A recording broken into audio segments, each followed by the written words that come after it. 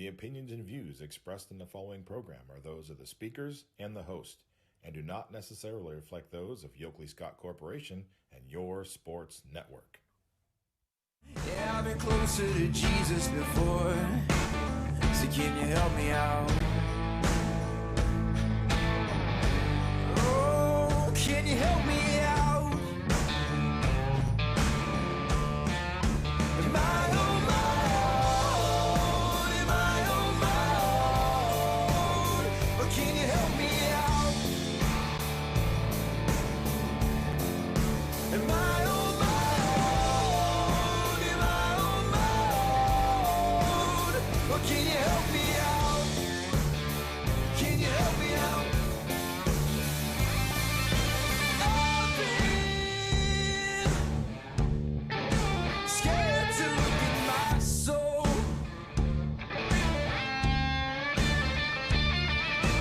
I've been afraid I would follow alone.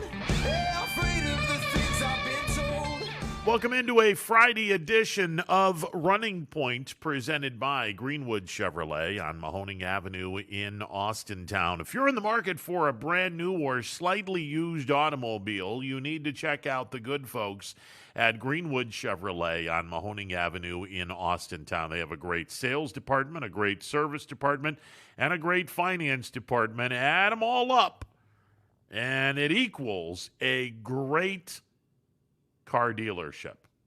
So if you are in the market for a brand new or slightly used automobile, do yourself a favor, do your savings account a favor, and before you make the final decision, before you put pen to paper and sign your name down and, all that other rigmarole.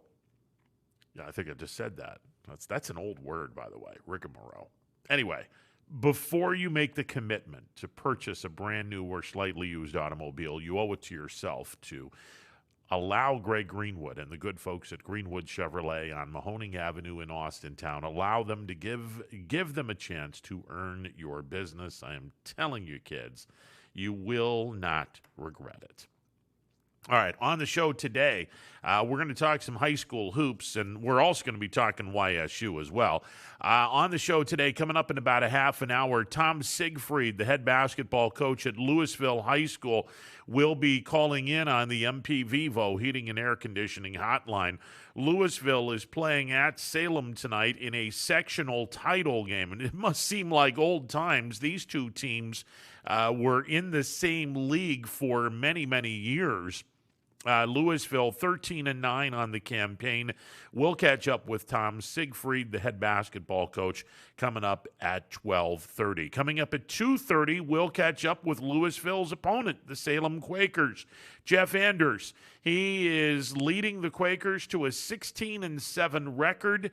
He will be calling in on the MP Vivo Heating and Air Conditioning Hotline at 2:30. That is one of many, many, many, many, many games that we are going to hear tonight. Division II basketball. Geneva is at Struthers. Canfield is at Ursuline. Lakeview at Poland. Louisville is at Salem. Marlington at West Branch. And Ashtabula Edgewood will come to Youngstown to take on Cheney. All of those games will start at 7 o'clock. In Division III, sectional title games. Camel is at Springfield. Champion at Southeast. Burton Berkshire is at Pie Valley. South Range at Garrettsville Garfield. Mineral Ridge at Cardinal Mooney. Crestview at LeBray. And Liberty will visit Newton Falls. All of those games will start at 7 o'clock. And finally, in Division IV, 7 o'clock starts for these games. Matthews at Heartland Christian. St. Thomas Aquinas at Bristol. Brookfield is at Lowellville. Ashtabula St. John at McDonald. Wyndham at Valley Christian. Lake Center Christian at Warren JFK. They'll play that game at Howland High School. JFK's gym is under construction. They will play this particular game at Howland High School. And Sebring is at Jackson Milton. So best of luck to all of the teams in the sectional finals this evening. By the way, the running record as of right now as of right now, the running record for the local teams, and we deem local as those that are in Trumbull, Mahoning, and Columbiana counties against the non-local teams. Now, I will preface by saying Louisville's part of the YSN family, so they are local. But in this particular case, they're in Stark County, so they're not, even though they are, because they're a member of the YSN family. Right now, the area is 7-4 against out-of-town teams. And again, the area consists of Mahoning, Trumbull, and Columbiana counties. We are 7-4 against out-of-town teams in the sectional tournament. And there are plenty of games on the docket tonight and tomorrow because Division I will see 3 games featuring out-of-town opponents. Harding is at Massillon Jackson. Fitch is at Akron Hoban. North Canton Hoover comes to Boardman. All of those games on Saturday night at 7 o'clock. So there are plenty of games to be had featuring teams in the 3-county area against out-of-town teams, as the boys will try to improve upon a 7-4 record. As for the girls, they are currently 5-3 in district play. 5-3 against out-of-town teams in district play. We'll have a few games, 3 of them to be exact. No, actually 4 of them to be exact. There will be 4 games featuring local teams versus out-of-town teams on Saturday when we get to the district finals. Now, of course, we have no teams left in Division I. Canfield was the last team. They were beaten in the district semifinals by Stowe Monroe Falls. So Division II, we have 2 teams vying for a district championship. Poland will be hosting Marlington, and Salem will be traveling to Perry. Both of those games start at 7 o'clock. In Division III, we have a all-local matchup beginning at 1 o'clock. Brookfield is at South Range. Champion will make the trip to Garrettsville Garfield to take on the G-Men. Technically, and we'll only do this for 1 more year, Garrettsville Garfield is not a member of our local leagues yet. They will be next year. But right now, they're an out-of-town team, even though they're just inside Portage County. A champion will be at Garrettsville Garfield. That is a 1 o'clock start. Division IV will begin at 4 o'clock, an all-local matchup in one of the districts. Newton Falls will be at McDonald, and in the other one, East Canton, who knocked off Leetonia in the sectional finals and then knocked off Jackson Milton in the district semifinals, they will pose an interesting threat to Western Reserve. We'll see what Western Reserve can do against East Canton. This will be an interesting game. By the way, the winner of these 2 regions, or of these 2 districts, will play each other in the regional semifinals. Not the case in D3 or D2. In D3, the Brookfield South Range winner will play another district champion, and then the other district from the area, Champion or Garfield, will take on another district champion. Should we get, let's say, Champion knocks off Garfield and the winner of Brookfield South Range, let's say that they also win their district, or I'm sorry, their regional semifinal game, then they would hook up in the regional championship. They would hook up in the regional title game. I believe the same is in play with Marlington and Poland. They'll be going up against a completely separate district winner than the Salem-Perry winner. But if Poland and Salem were to win their district championship, win their regional semifinal, they would play each other for a regional championship. But in Division IV, the winner of Newton Falls and McDonald is going to play the winner of East Canton and Western Reserve in the regional semifinals. So we could have an all-local regional semifinal matchup. Could be. We'll see. All right, so that's going on this weekend in boys and girls basketball. Going on this weekend in bowling. Best of luck to Lakeview, Hubbard, Garfield, and East Liverpool. The Lakeview boys and the East Liverpool boys will be bowling for a Division II state championship, and this will be tomorrow. They will be doing this down in Columbus in the Division II state bowling tournament. The Hubbard and Garrettsville Garfield girls team all qualified for the state level as well. So congratulations and best of luck as they all go and try to win a state championship. Speaking of which, congratulations to Halland senior Jared Mindek. He won the Division II state championship in the 100-yard breaststroke on Thursday night. And it's got to be 100 meter. I beg your pardon. It's not 100 yard. It's 100 meter.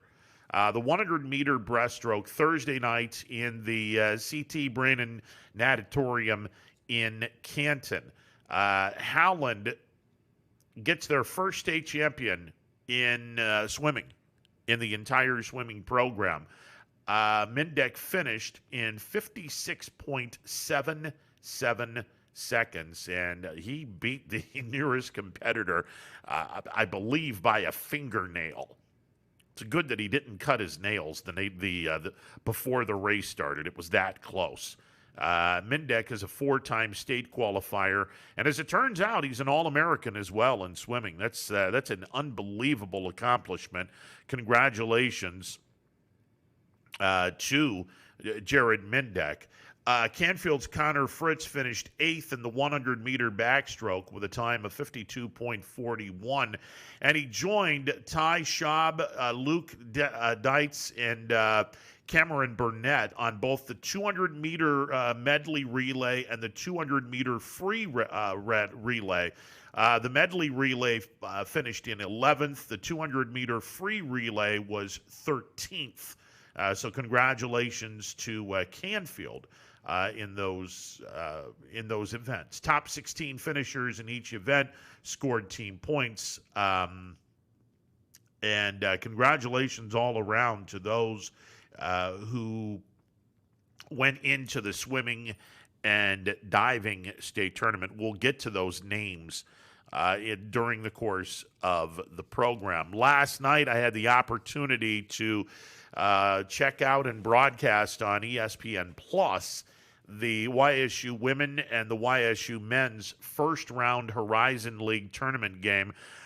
The women, oh boy, they were in a dogfight. The Mastodons from Purdue Fort Wayne, they made life really, really tough on the YSU women. This is a team that Youngstown State blew out in the earlier part of the season. They beat them 102-60. The first and only time this year that the Penguins scored over 100 points. And then they turned around the next day and beat them by 16 points. So it was not supposed to be a very close game, but it turned out to be a really, really tough game for the Penguins. They wound up winning the game 62-59. And you certainly hope that this is the wake-up call that the Penguins needed, because they're going to have to play a whole lot better if they want to get into the semifinals and go to the Farmers Coliseum in Indianapolis. Now, for the Penguins, they're going to be on the road as they will be playing in Milwaukee on Tuesday night, as the Penguins will face a pretty solid team in Milwaukee. Now, the Penguins did not play Milwaukee. They were not supposed to play Milwaukee this year. You have the 20-game regular season, and for the YSU women, it turned into a 16-game regular season, unfortunately, because of COVID. The program was shut down, so sadly, they only got 16 of their league games in. They missed out on a home-and-home, or I should say a back-to-back series with Oakland and with Green Bay.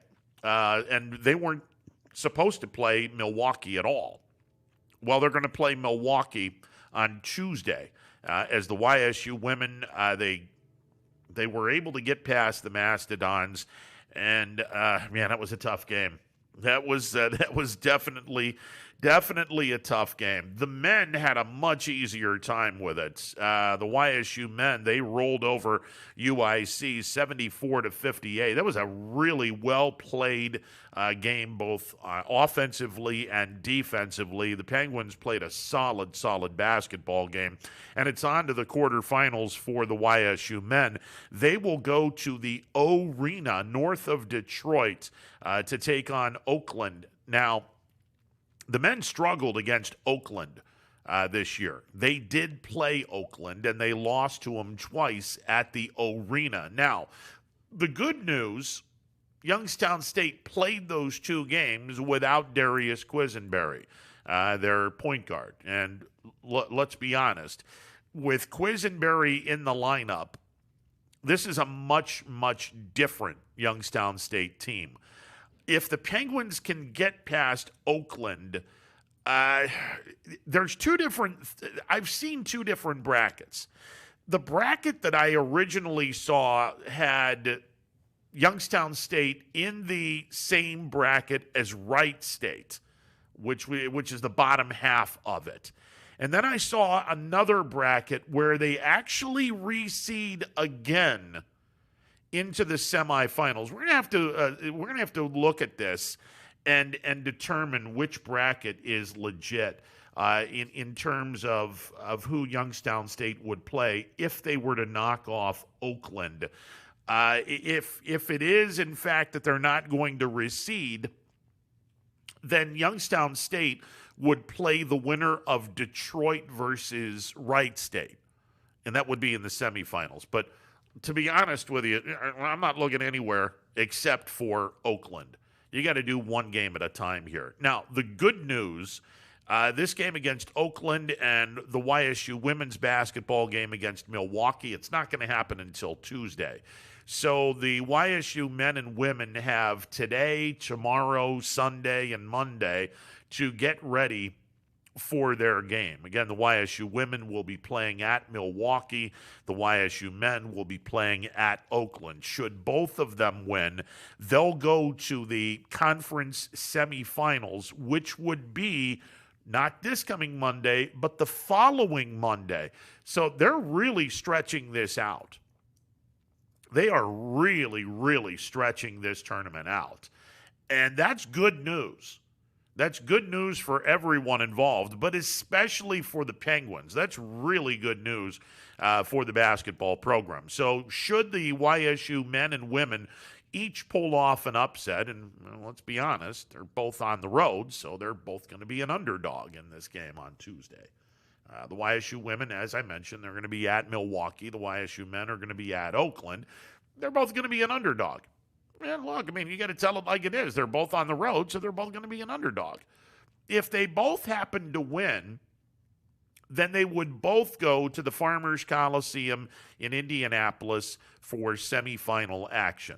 Now, from what I understand, the men's semifinals and the men's Horizon League championship game will all be on national television. It'll all be on the mothership and the minions that go along with the mothership. What is it, ESPNU, ESPN2, but not ESPN Ocho because they're still showing dodgeball. Hey, I can't get enough of the Ocho. The YSU women, the women's game would not be nationally televised until the championship game. Their semifinals, I don't believe their semifinals are broadcast on the network. But the championship game would be on the mothership or one of the minions. Anyway, it should be fun. And both teams won yesterday. They played very well on the home floor. And the YSU women, and not so much, but they got the victory over the Mastodons, and hopefully it's a wake-up call for the Penguins as the Mastodons really pushed them to the brink. The YSU men played a really good game, especially on the defense. Solid game for the Penguins in the 74-58 win over UIC. So both the men and the women will be in action this coming Tuesday, and hopefully we'll get Schmidt on, Rob Schmidt, and we'll get Dre on. We got to get both of them on Monday, Got to get both of those guys on Monday, and then we'll get them both on later in the week to talk about the game. But we got to get them both on Monday. I mean, Monday is going to be a crazy show to begin with because what do we got? We got Dana coming on at 1 o'clock to talk spend some time with us. I'm sure we'll be talking about the YSU football game against Northern Iowa at Stambaugh this tomorrow, which, by the way, 3,600 tickets are available. Now, the governor made an announcement yesterday that right now outdoor venues are allowed to have 30% of capacity.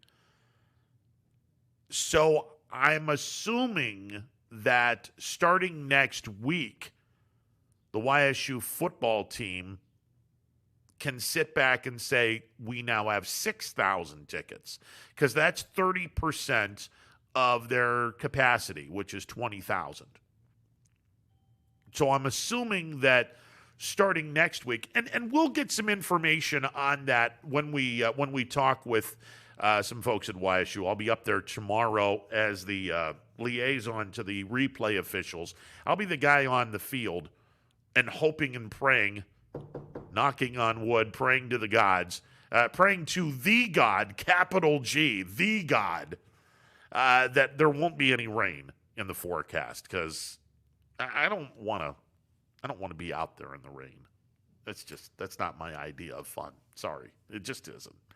It's supposed to be pretty nice after showers in the morning. It's actually supposed to be pretty nice, so we'll see what happens. But tomorrow, I'll get the information in terms of if Youngstown State is going to go from 3,600 tickets available to 6,000 tickets available.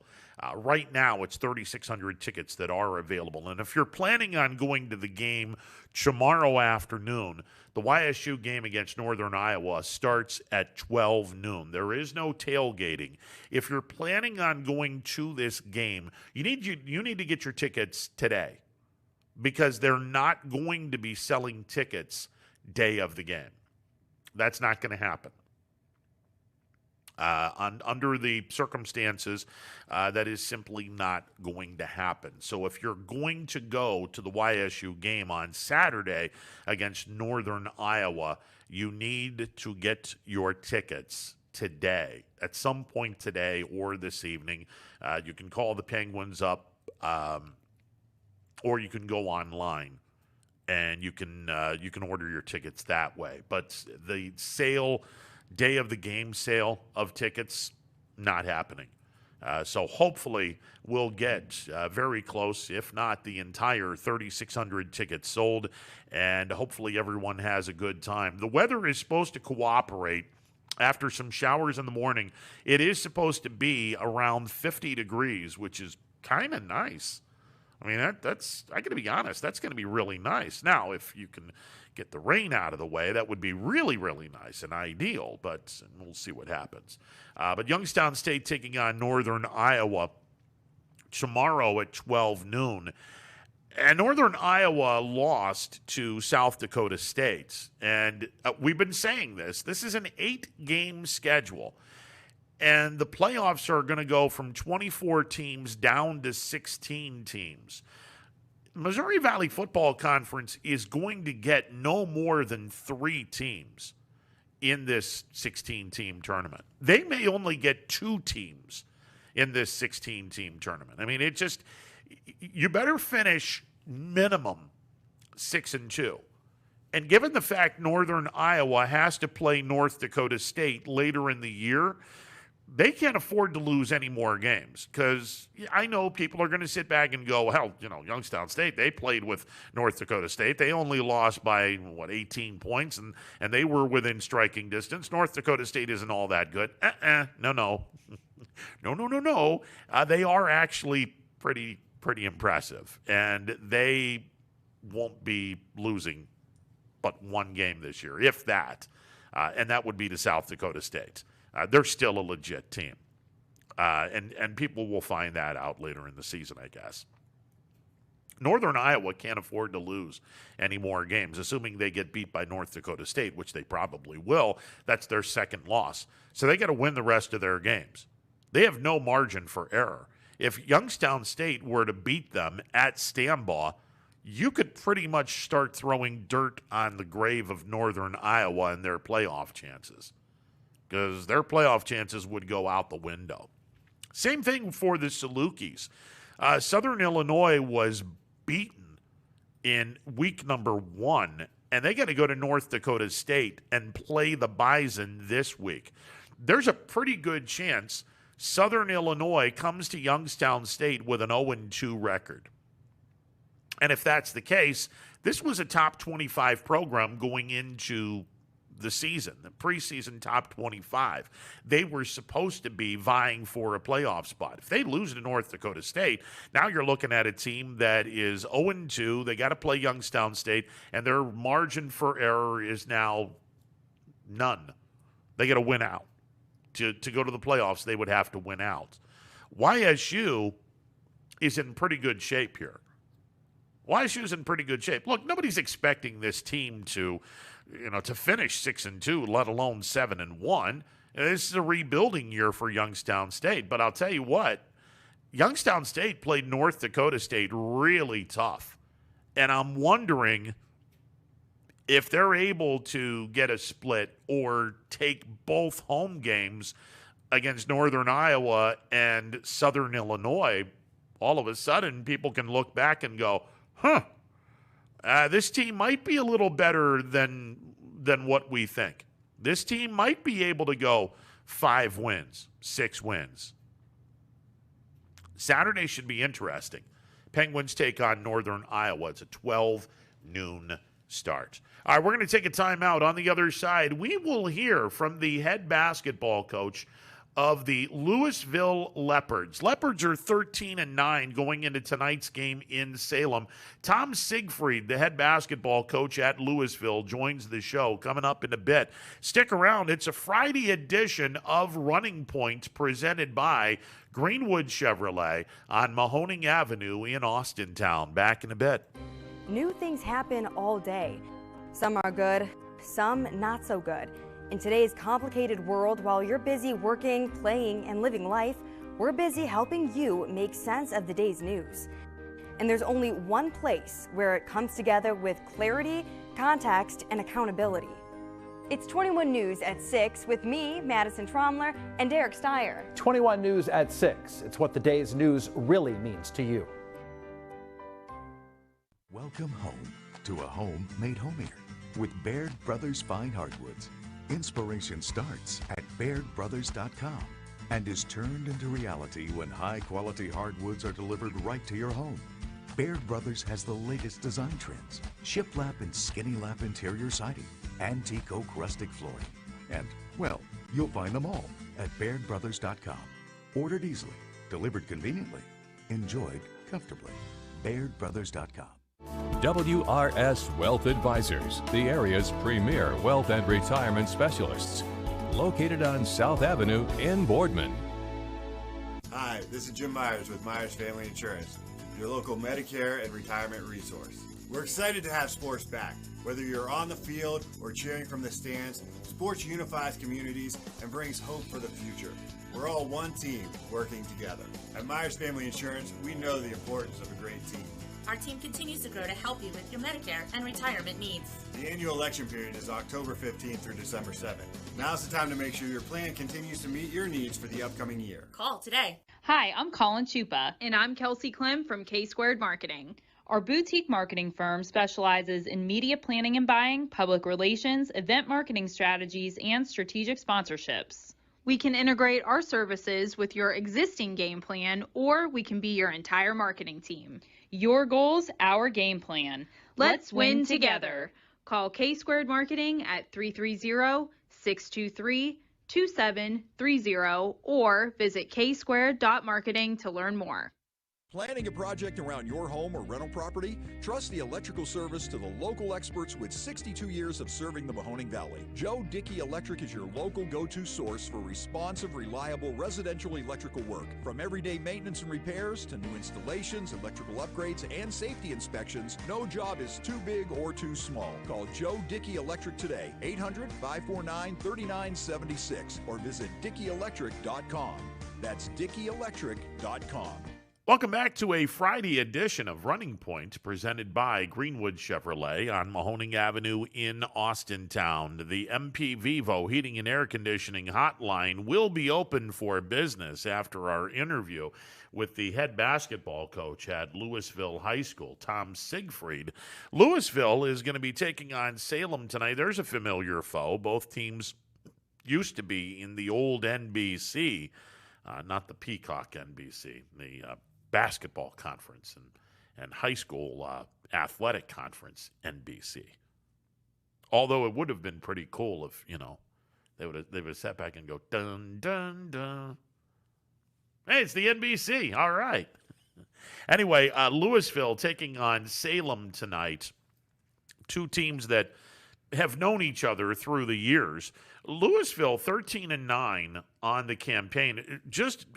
I'll tell you what, anytime anyone was able to get to the entire schedule. Now, I don't know if they played their original schedule or they had to scramble and get some teams that weren't on the original schedule. But look, anytime you can get your 22-game regular season in, you've done pretty well. You've done really, really well. And that's what Louisville did. They got their 22-game season in. They finished 13-9. They will be taking on the Salem Quakers tonight. Tip-off in Salem at 7 o'clock. And again, the Leopards 13-9 on the campaign. We're awaiting our first guest, who should be calling in on the MP Vivo Heating and Air Conditioning Hotline, and that would be the head basketball coach at Louisville, Tom Siegfried. We could tell you that the semifinals for the Horizon League are reseeded. They are reseeded. So Cleveland State is going to be playing the Mastodons, who upset Green Bay in double overtime on last night. They upset the Mastodons. Youngstown State is going to be playing Oakland. Detroit is going to be playing Northern Kentucky they're playing? I don't believe they are playing. I don't believe they're playing Wright State. I think Milwaukee is playing Wright State, and Detroit is playing Northern Kentucky. Anyway, they're reseeding after the quarterfinals. So if the top four teams happen to win, then one plays 4 and 2 plays 3. If, let's say, Youngstown State, I believe, is the 6. So they're the second highest, or I'm sorry, I beg your pardon. They are the third lowest seed right now. Cleveland State plays the 10. The 2 plays the 7. The 3 plays the 6. The 4 plays the 5. Assuming Cleveland State were to knock off the Mastodons, they would get whoever is left. That would be the 5, the 6, or the 7. If Youngstown State happens to be the lone team that pulls off an upset, then Youngstown State would play Cleveland State in the semifinals. But they do reseed. which is great news for Cleveland State. They're the top seed in this, and as long as they do their job and they knock off the mastodons of Purdue Fort Wayne, then they're going to take on the highest seed that left, and then we'll go from there. But they do reseed going into the semifinals. But like I said, the Penguins, both the men and the women, they have a job to do, and they're going to have to get it done in terms of winning on Tuesday. Yeah, in order to get to the semifinals, you got to just win on Tuesday. A loss and the season comes to a close for both the men and the women. Again, the women will be at Milwaukee, and the men are going to be at Oakland. All right, we do have games on the network tonight, high school basketball games on the network tonight. All of these games will be starting at 7 o'clock. The Geneva Struthers game, it will start, the game starts at 7. Coverage will start at 6:45. Coverage will start from the field house at 6:45. 7 o'clock starts tonight. Mineral Ridge at Cardinal Mooney. Edgewood is at Cheney. Matthews at Heartland Christian. Crestview will travel to LeBray. Brookfield is at Lowellville. Ashtabula St. John goes to McDonald. Liberty is at Newton Falls. Lakeview at Poland. Louisville at Salem. Jackson Milton will be at Sebring. Camel is at Springfield. Canfield is at Ursuline. Wyndham will travel to Valley Christian. Lake Center Christian travels to Howland High School to take on Warren JFK. And Jefferson is at Waterloo. One other game in boys basketball. Wellsville is home to Lisbon. And we will have a YSU baseball on the network today. The YSU baseball team will be playing a day-night doubleheader. YSU will be playing Nichols State, and that game is going to be in Thibodaux. Now, Thibodaux is about an hour to the north of Baton Rouge. So Nichols State will be hosting Youngstown State in baseball. That game is going to start at 1:30. And then after the game, the Penguins are going to head north to Baton Rouge, where the Penguins will be playing the LSU Tigers. They are ranked number 12 in the country. LSU hosting Youngstown State tonight, and the coverage will start at 8 o'clock tonight. So the LSU YSU baseball game will be played tonight in Baton Rouge, and that game getting underway at 8 o'clock. All right, 330-886-0813. We'll see if we can get Tom Siegfried, the head basketball coach at Louisville, calling. We'll see if we can get him to call in on the program. Again, it is a Friday edition of Running Point on ysnlive.com. Ron Potesta with you on this Friday afternoon, as we are with you right up until 3 o'clock this afternoon, talking some sports with you, the fans. Again, the MP Vivo Heating and Air Conditioning hotline open, 330-886-0813. We'll take a timeout. Be back in a bit. Stick around.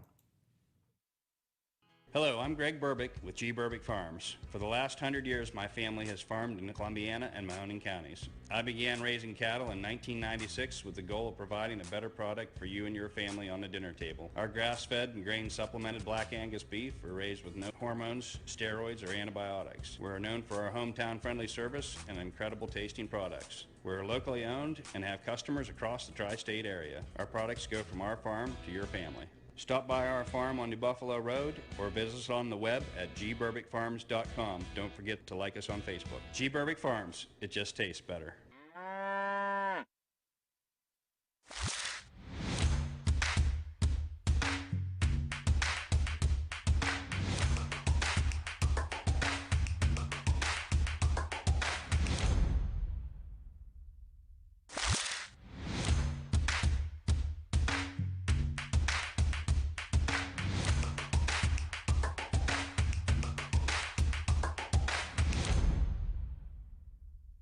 Hi, this is Tommy Clem, owner of WRS Insurance Solutions.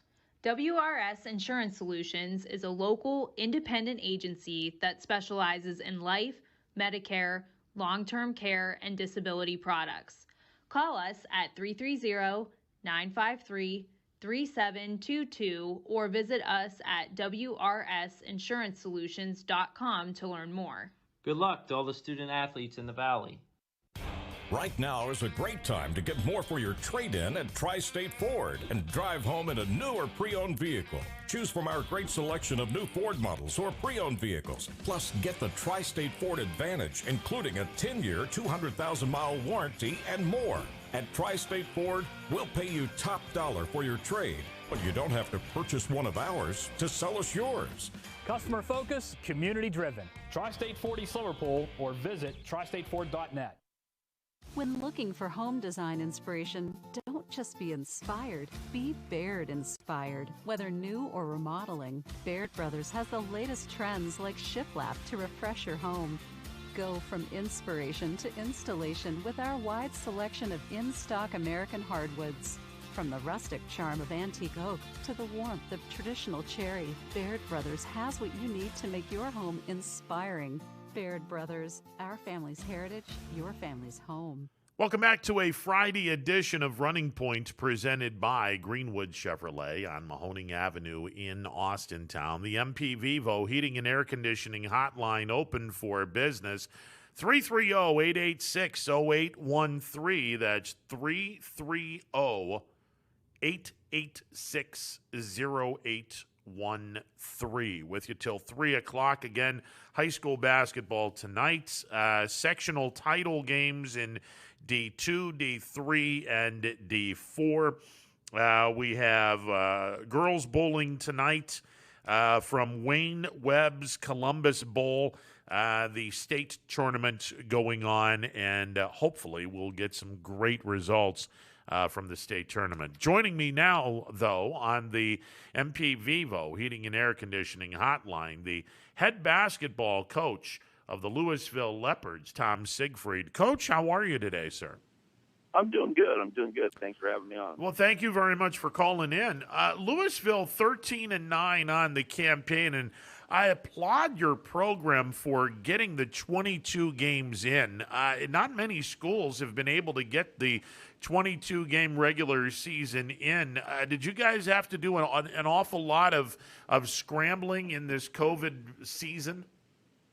Yeah, it was a grind in February. There's no question about that. But, a couple things that we wanted to make sure when the season started is that we kept this season as normal as possible for these young men. And, when we got to the end of January, we, I think played a couple times where it was 5 games in 7 days, which, isn't ideal. But at the end of the day, we made the best of it, and the kids got their games in. And, we kept it as normal as we possibly could in this crazy year. Well, I'll tell you, the impressive schedule. I mean, you had Boardman on the schedule. You had some familiar foes from the old conference that you were in with Alliance and Canton South. You played Canton McKinley, North Canton Hoover, Canfield, Fitch. You had some really good schools out of Summit County with Norton and Talmadge. Cardinal Mooney on this schedule as well. This was a balanced schedule. You guys played up and also played some very impressive teams. Yeah, so we started this about 6-7 years ago. We played, I think, one of the best D2 schedules in the state each and every year. We also had Olentangy Orange, a very, very good team from down in Columbus.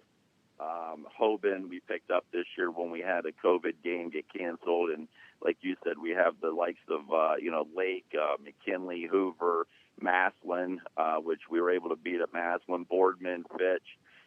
So we definitely played the whole gamut. I think we were talking the other day, there's 5 teams on our schedule that actually won their league this year, which, we're very proud of. And we even had a game against Cheney get canceled late in the year. We had them scheduled as well. So we feel like we're prepared, but, when you get to the tournament, you got to go out and perform and execute and hopefully things go your way.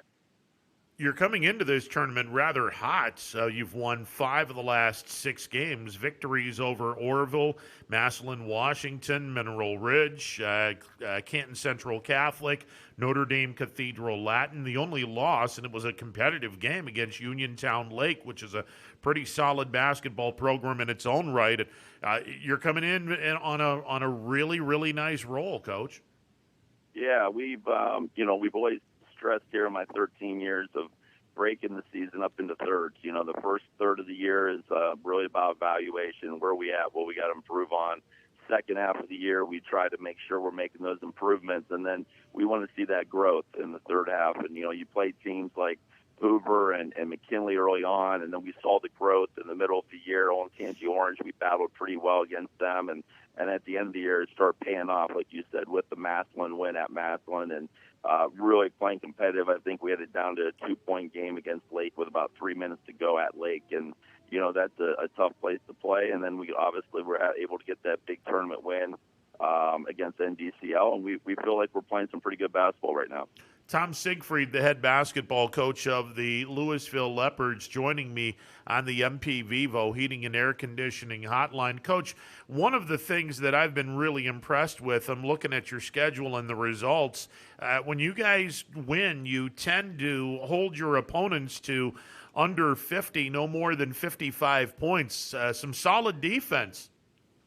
Yeah, we really try to stress defense. You can't really predict offense, and you do the best you can of putting the guys in positions to score how they, possibly are more favorable in scoring. But at the end of the day, it comes down to holding your opponents and trying to do the things that you can with effort and hustle and 50-50 balls and all those types of intangibles. And you can't predict off nights from shooting, but we like to think that we still have a chance to win on nights that we don't shoot well, and that kind of helps you with your overall record. And it's allowed us to have 7 winning records in a row and really have this program going in the right direction.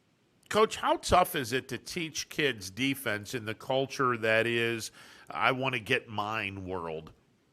Yeah, it's definitely changed over the years. I tell people I played in the old Federal League with when I was at Alliance, and we would have games that were in the 40s and the 30s at times, and not that that's necessarily great to watch, but it was a different world of playing defense there. And I think nowadays you just have so many guys that are so offensively talented. And you see it even at the higher levels in college and pro. It's really, really hard nowadays to guard the ball. It's very difficult to take away a lot of strengths when guys are shooting threes from 22 to 25 feet.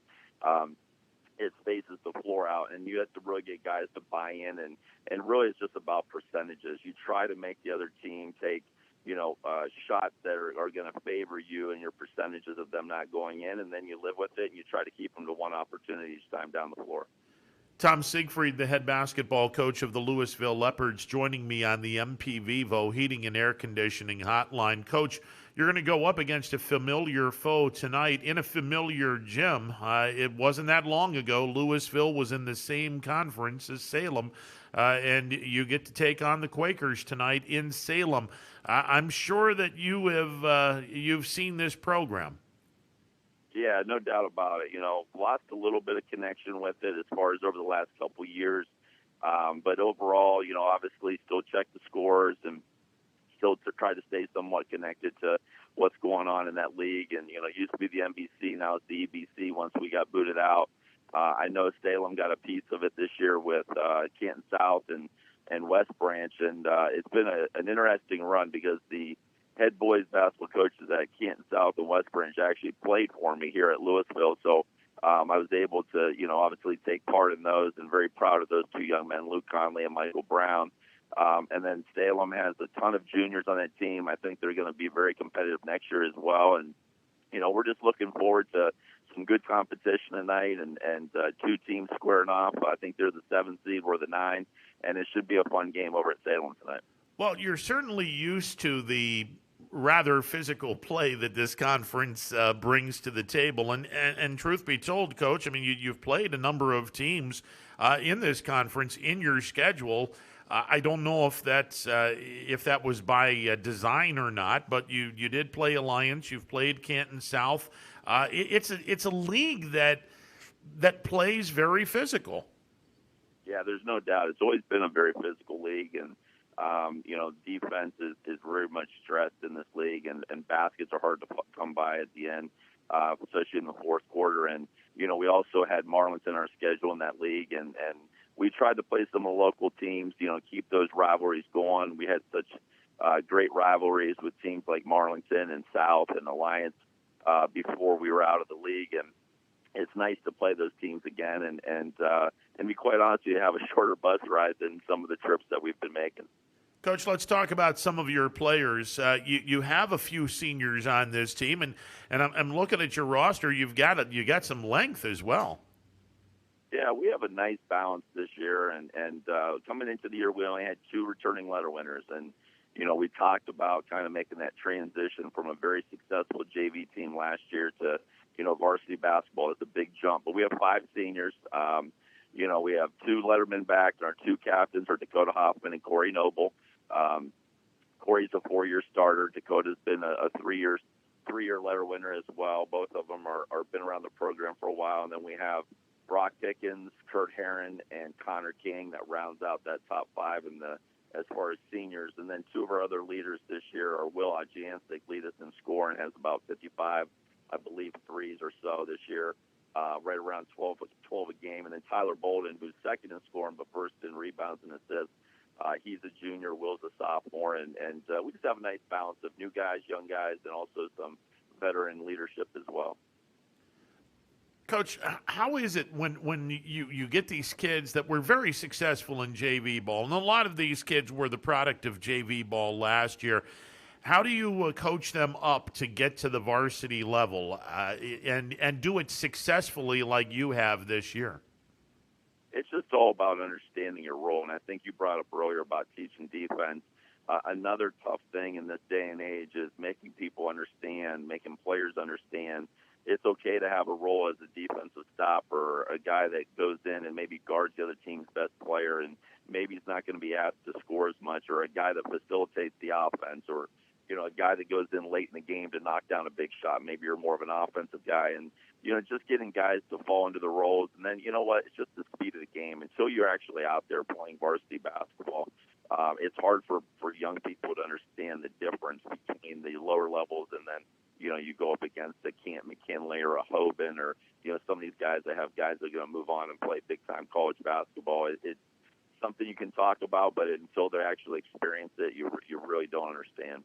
Yeah, and the other part of this, everyone wants to start, and you try to tell a kid, hey, look, just because I'm not starting you doesn't mean you're not going to get minutes, and it also doesn't mean that you're not going to end the game on the basketball floor.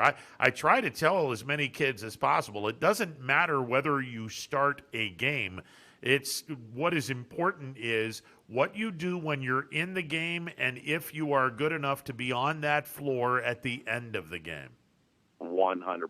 You're absolutely right about that. And, that's a kind of a lost idea, a concept, because it's, obviously very rewarding to get your name called and have the spotlight on you and run out at the beginning of the game. But to finish a game, any coach will tell you, is going to be your 5 best players from that night that are going to be on the floor at any given time. And, it's just it's a different world that we live in. It's a different culture. There's a lot of, AAU programs that obviously are having smaller amounts of players on the team, so they get to play more, they get to start more, and it's tough to kind of combine all those different groups and make people understand their role in the team.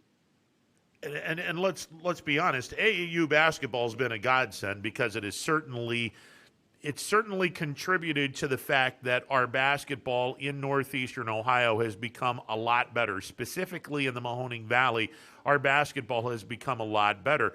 But that's one of the downfalls of AAU. It's not perfect. And the fact that AAU, everyone's used to being on very small teams. You're used to having some playing time. And then when you get to a varsity basketball team that might go 8, 9, 10 deep, that might be cutting into your playing time. But you also have to understand and look at the bigger picture. No doubt about it. And it has improved the overall play of the game. There's no question about that. Guys were, possibly playing 3, 4, 5 months before AAU came about, and maybe you went to one camp in the summer and you played some pickup games. Now you go on an AAU circuit. My son's going to be a ninth grader next year, and we'll play 8, 9 tournaments going through May, and then you pick back up in July, and then you play fall ball, and then you go into your season. There's so much more play going on, and so much more competition.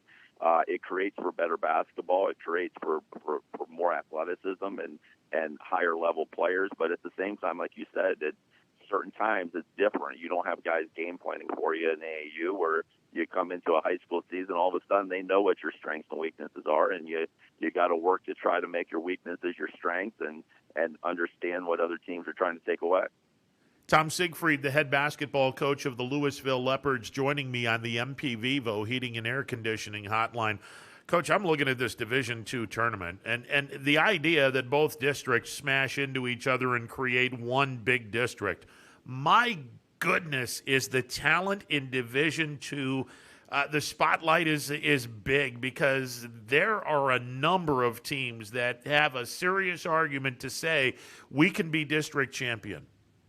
Oh, there's no doubt. I mean, when you look across the Northeast District here, I mean, when you're looking at teams like Warrensville Heights, Boakdale, and St. V's, and then you get into Struthers, who had an unbelievable year, Cheney, who plays anybody and everybody, lost to a powerful Jackson team by 3. You look at a Perry, you look at a Poland, which we may run up against in a district semi. There's just so many good teams. Ursuline, I really believe, is a dark horse. I think they're playing their best basketball right now as well. A lot of great teams out there, and a lot of those teams I named that are on the upper echelon, they don't shy away. When you look at a Bookdale, St. V's, Warrensville Heights, and Cheney, along with us, we play all those teams. We play all those D1 teams, and a lot of times it's very, very close games, and I think you're going to see a very competitive Division II district and regional. And this is the reason why you load up your schedule, especially if you're an independent. You load that schedule up because, and I've been trying to explain this to people. Look, in high school football, you're not going to get the invitation. I mean, you're the only way you get the invitation is if you're in the top 8, or starting in this year, this next year, I should say, it'll be top 12. But everyone gets an invite to the basketball tournament, whether you're 0-22 or 22-0. So having said that, if I got a team that I believe is going to be good enough to compete on the district or regional level, I'm loading my schedule up, and I'm going to have these kids challenged, because come tournament time, they're going to be ready if they played a really tough schedule. Oh, no doubt. There's nothing that we will see in this tournament that we haven't already seen. Now, can I predict how you're going to go out and play or shoot that given night? Obviously not, and no coach can. But as far as, you go up against a Poland or a Cheney or a Bookdale, we've seen those types of players. We've seen that type of athleticism. We've seen those type of presses already over and over and over again.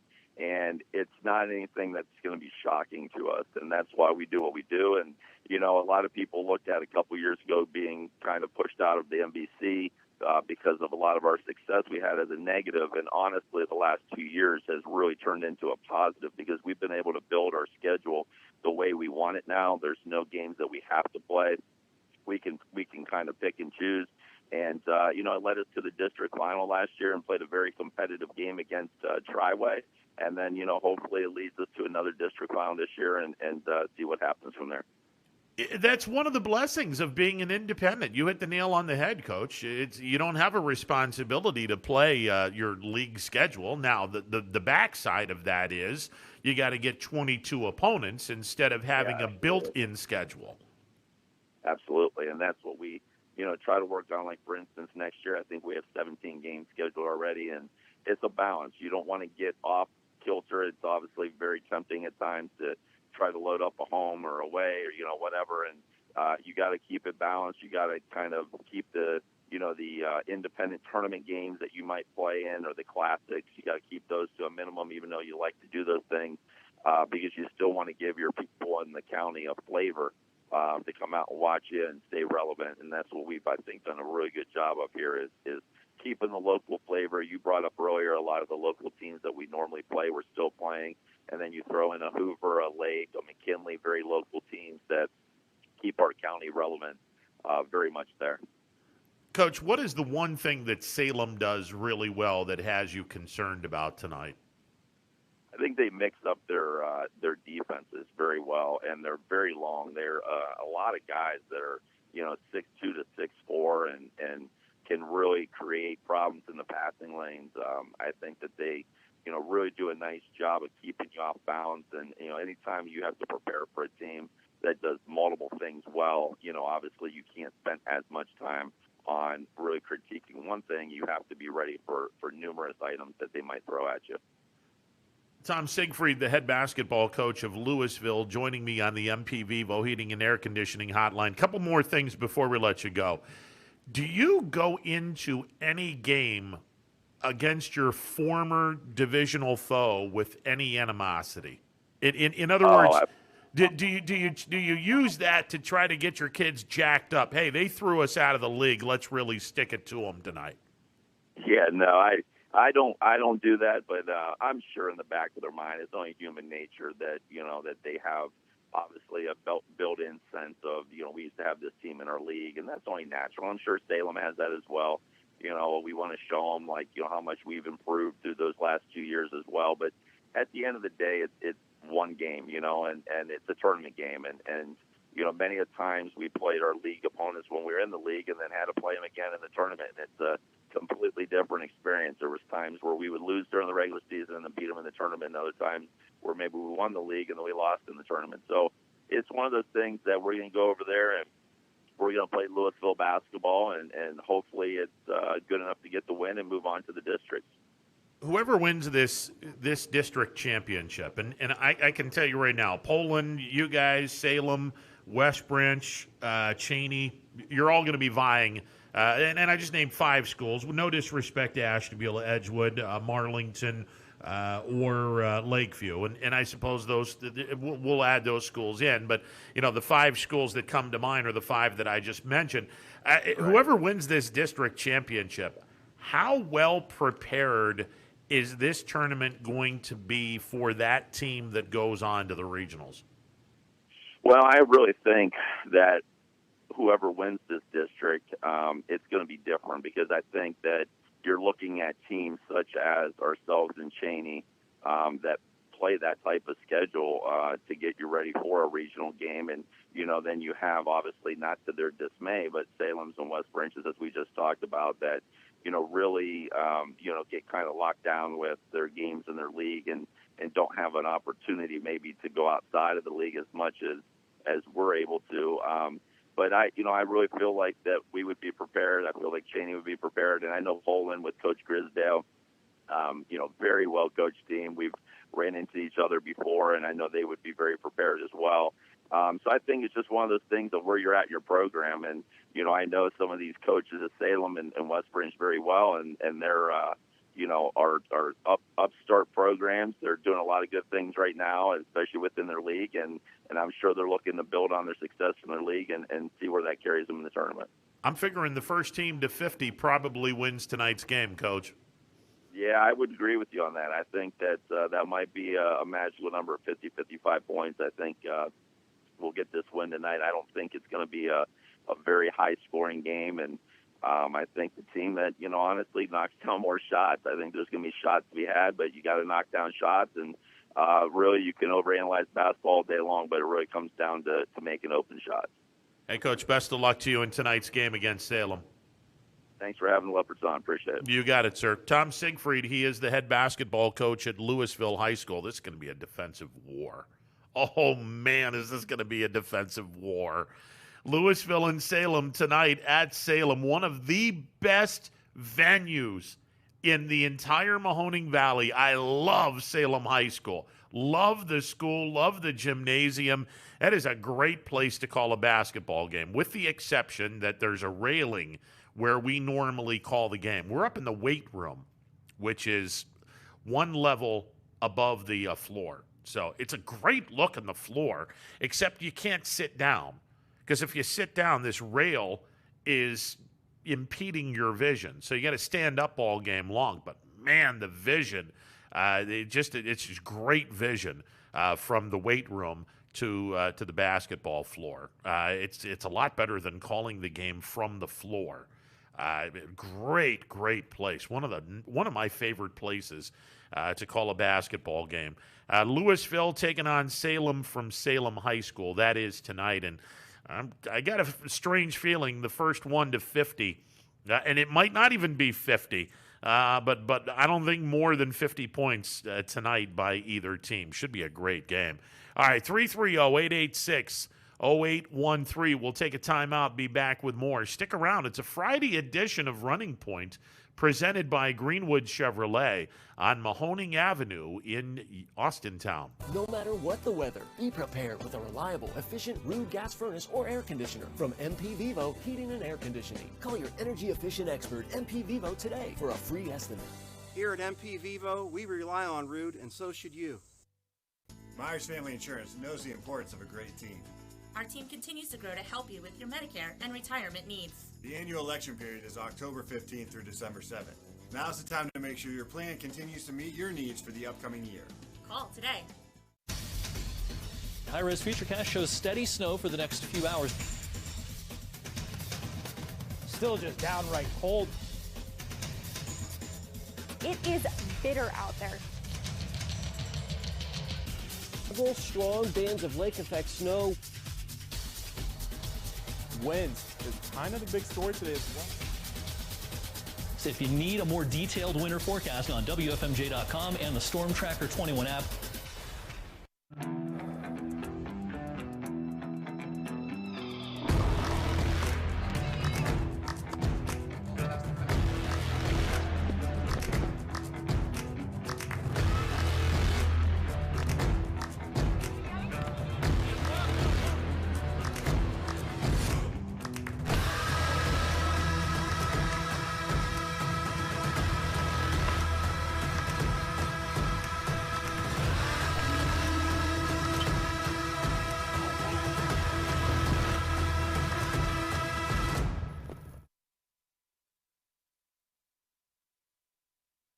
I went to Greenwood Chevrolet because I was really interested in looking at the tracks. Because I wanted my dream truck. Because I've been going there for 20 years. I'm really happy that I went to Greenwood Chevrolet. Because they really went the extra mile for me. Now we're going the extra mile for you, only at Greenwood Chevrolet.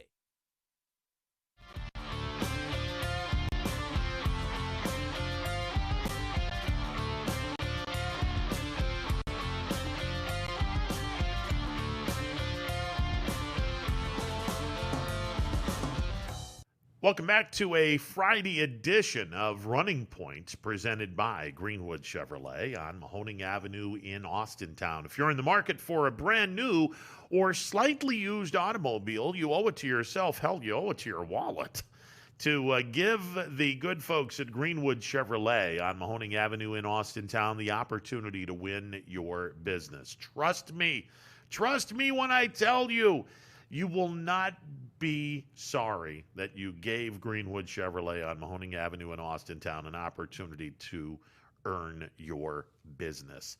All right, I'm taking a look at the opposite side of the D2 district, the district that in which we just spoke with Tom Siegfried, the head basketball coach at Louisville. Louisville plays Salem tonight. The winner of that game gets the winner of Poland and Lakeview in the district semifinals. If it's chalk, it would be the winner of this game playing Poland and then West Branch playing Cheney in the district semifinals. Well, here's the other district. Whoever this champion is in this particular district will be taking on the champion in District 4. Take a look at some of these teams. Warrensville Heights is the 3 seed. They will probably be in the district semifinals, where they will probably play Gates Mills Gilmore Academy. They're the 10 seed. Bay Village Bay is the 4, and they will probably play Richfield Revere. That's where Larry Nance Jr. and younger brother Pete Nance, who is in Northwestern, if I'm not mistaken, those two graduated from Richfield Revere High School. That's when Larry Sr. played with the Cavaliers during the Brad Doherty, Hot Rod Williams, Mark Price era of the Cavaliers. If you're going by the lowest seed or the highest seed, if you will, the number 3 team is Warrensville Heights. They would be the team. If we're going by the highest seed, Warrensville Heights is the 3. They would be the odds-on favorite to play the winner of the district that is with Louisville and Salem and Poland and West Branch and Cheney. Meanwhile, the Struthers district, where Struthers is the overwhelming favorite, the Struthers district, unfortunately, gets Akron, St. Vincent, St. Mary. To give you an idea of how many folks were scared off by Akron St. V, allow me to let you know the seeds in this. You have the 6. I'm sorry. Let me look at this real quick. The 6 seed in LaGrange Keystone playing the 15 in Peninsula Woodridge tonight. You have the 12 seed Medina Buckeye playing the 20 seed Navarra Fairless in the other sectional title game. You have Akron St. V's, the 1 seed, playing number 32 Lorraine Clearview, who knocked off Pepper Pike Orange to get to Akron St. V's. And then you have the number 18 seed Rocky River taking on number 22 Mentor Lake Catholic, who upended number 19 East Cleveland Shaw. I don't think there's any secret here. St. V is the overwhelming favorite to win that district. They just are. They're going to be the overwhelming favorite to win that district. Now, Northeast 5, that's where the 2 seed wound up. The 2 seed is Akron Buchtel. Akron Buchtel is the 2 seed. They're not even in the same region with St. V's and Struthers and Poland and the rest of them. They're not even in the same region. So whoever comes out of Northeast 5, if they're the region champs, they would take on the winner of the Region 5 in the state semifinals. So you may very well see, you may very well see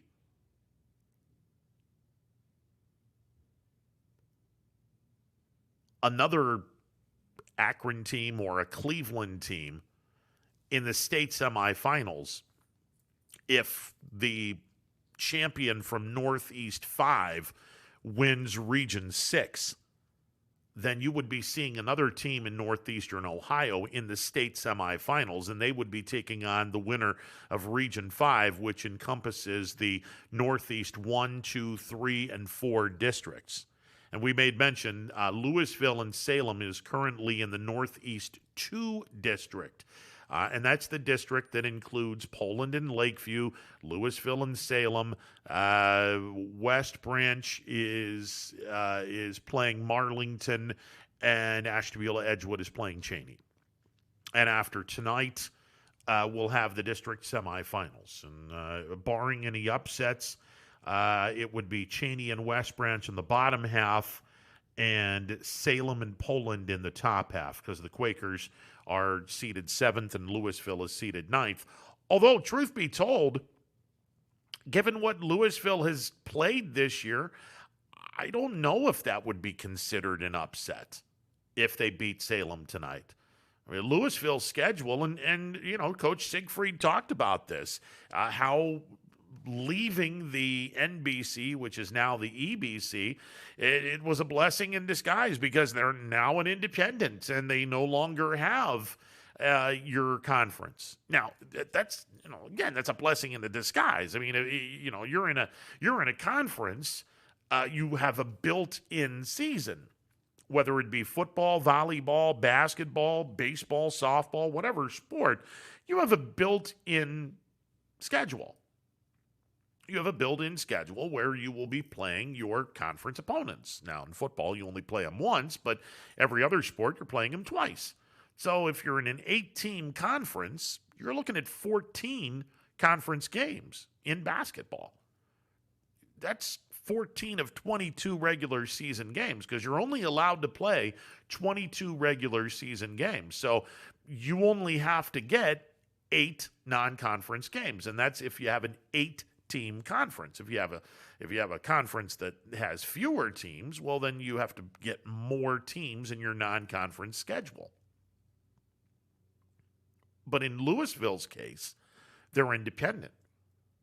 Now, the good news is they can play whoever they want. The good news is, and Louisville has done this, and I applaud any team that does this, where they schedule up, where they will sit back and say, okay, we want our program to be on a certain level. And in order to get to that certain level, we have to challenge our kids and basically play a really tough schedule. And because you're independent, well, you can schedule 22 games. Now, I personally would never schedule 22 really, really tough, the bar is way up here type of games. You do have to schedule some wins. No disrespect to anybody, but you do have to schedule some wins.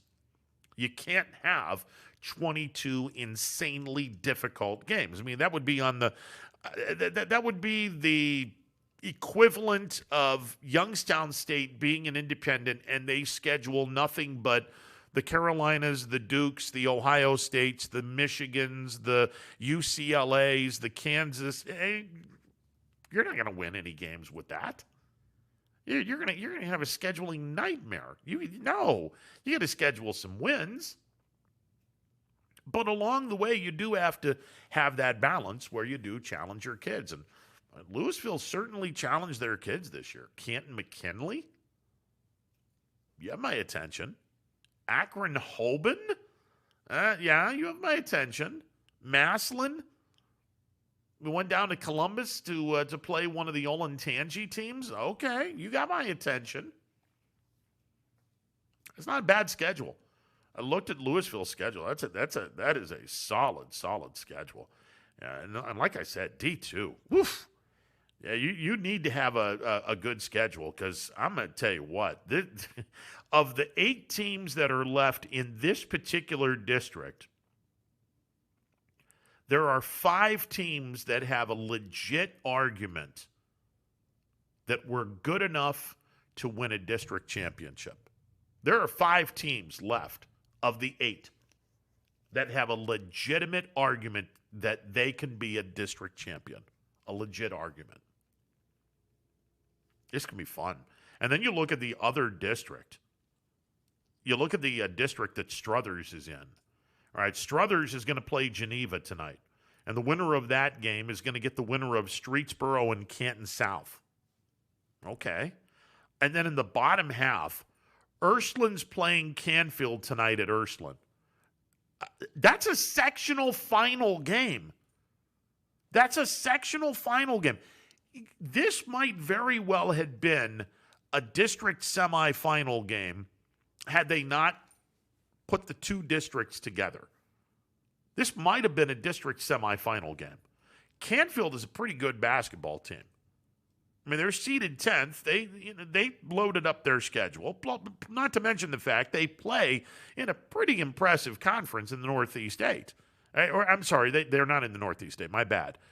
They loaded up their schedule because they played Fitch twice, they played Boardman twice, they played Harding twice. You immediately have my attention with that, scheduling up a division. And you're also playing some really, really good basketball teams. And they're going to be going up against the 5th seed in Ursuline. Woof. Yikes. That's a tough matchup. Chardon upends Chagrin Falls. So they get to play number 4 Perry. I don't know. Who knows what Perry brings to the table?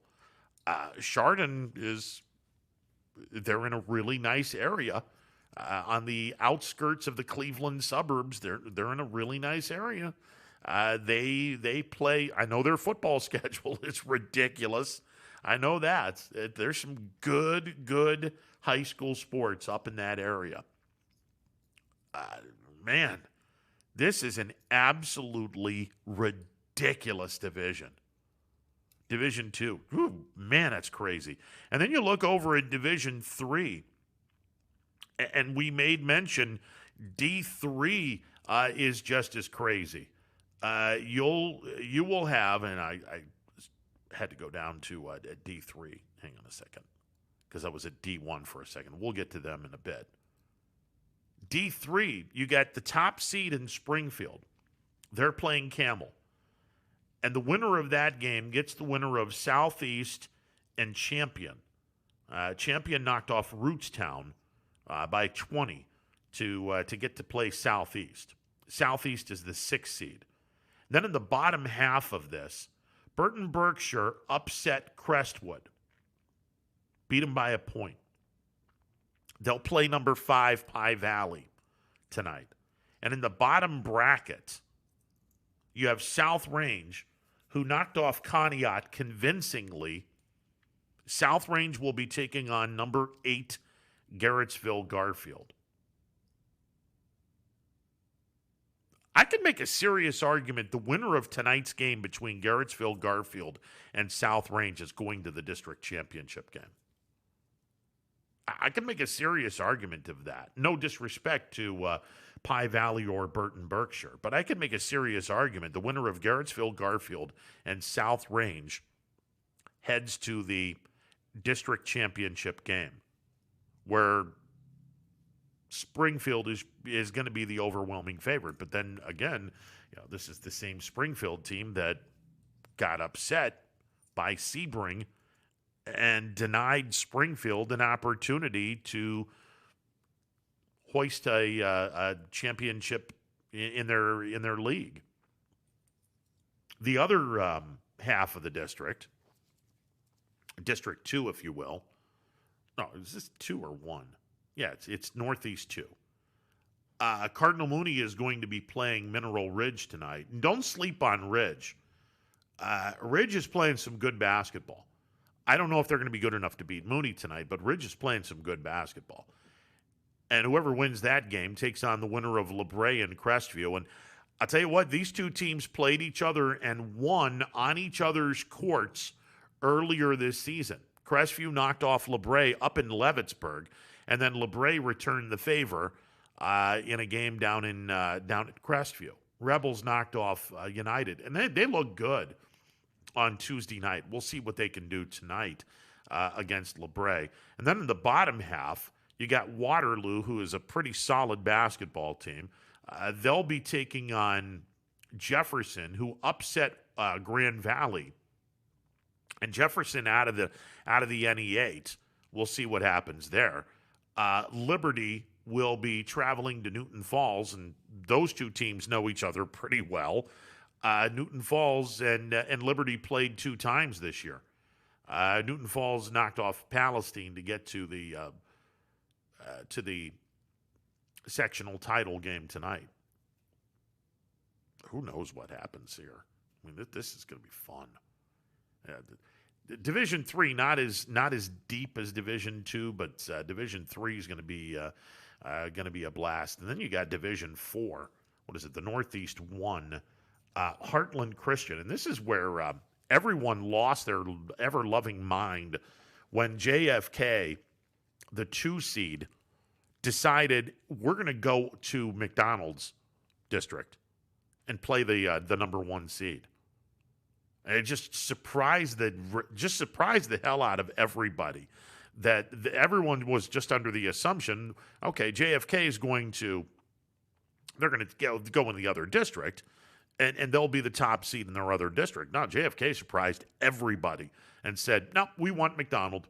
We're going to go into their district. And if we have to play in McDonald in the district championship game, so be it. No big deal. So Heartland Christian, who's the 3 seed, is now the top seed in this particular district. They will take on number 12 Matthews, who stunned Southern Local 57-56 down in Salineville Tuesday night.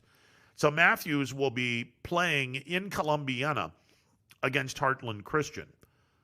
Lisbon will be traveling to Wellsville to take on the Wellsville Tigers. And I tell you what, this game lost a little bit of luster with the loss of the Sifke kid from Lisbon. And now I understand that Brownfield is pretty much done as well.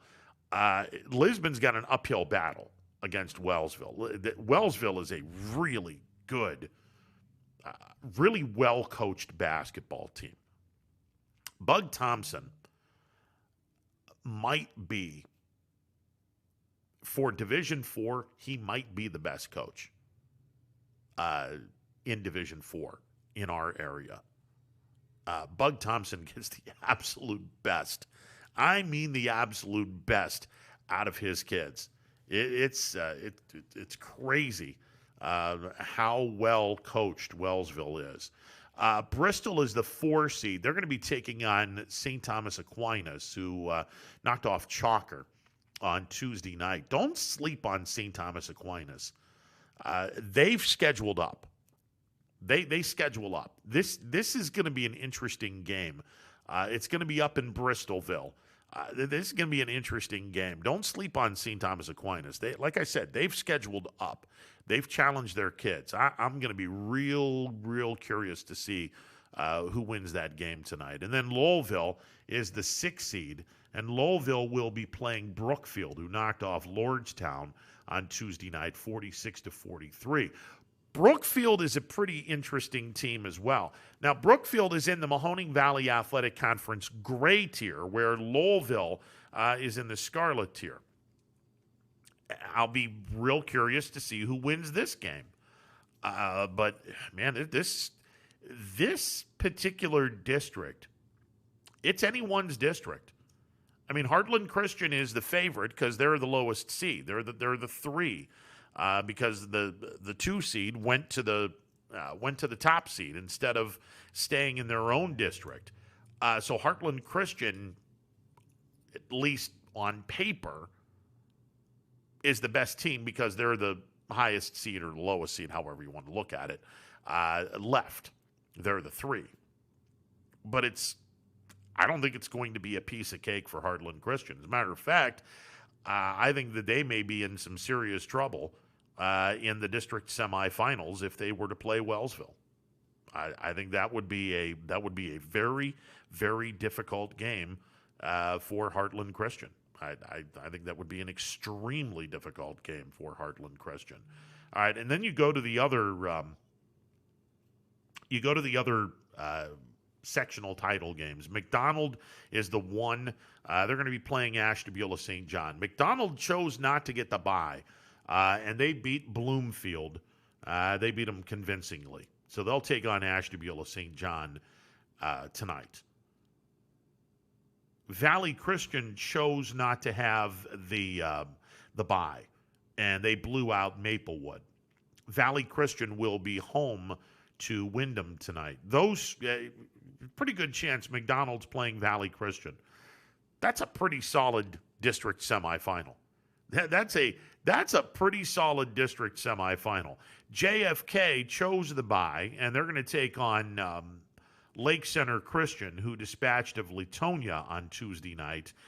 Lake Center Christian against JFK. That game is going to be played at Howland High School.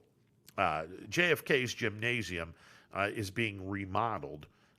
So the JFK game is going to be played at Howland High School. That's going to be their home gym in the tournament.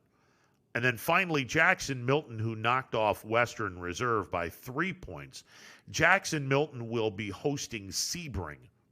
And Sebring's coming off that ridiculous upset over Springfield to deny the Tigers an opportunity to share the Mahoning Valley Athletic Conference Scarlet Tier title with McDonald. So who knows? Maybe Sebring's got some mojo. Maybe they got a little bit of mojo in them. But, I mean, if you're looking at the if you're looking at the seeds, obviously McDonald and JFK are the top 2 seeds. McDonald the 1, JFK the 2. A lot of folks believe they're on a collision course to play each other in the district championship game.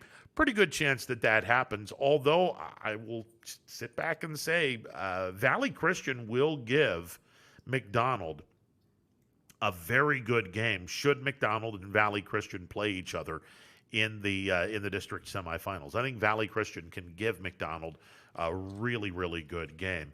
If JFK knocks off Lake Center Christian, they get the winner of Sebring and Jackson Milton. I'm going to be curious. Like I said, I'll be real curious to see, does Sebring have that mojo momentum where they can go into Jackson Milton and take care of some business against the Blue Jays? I'll be curious. Be very curious to see what happens there.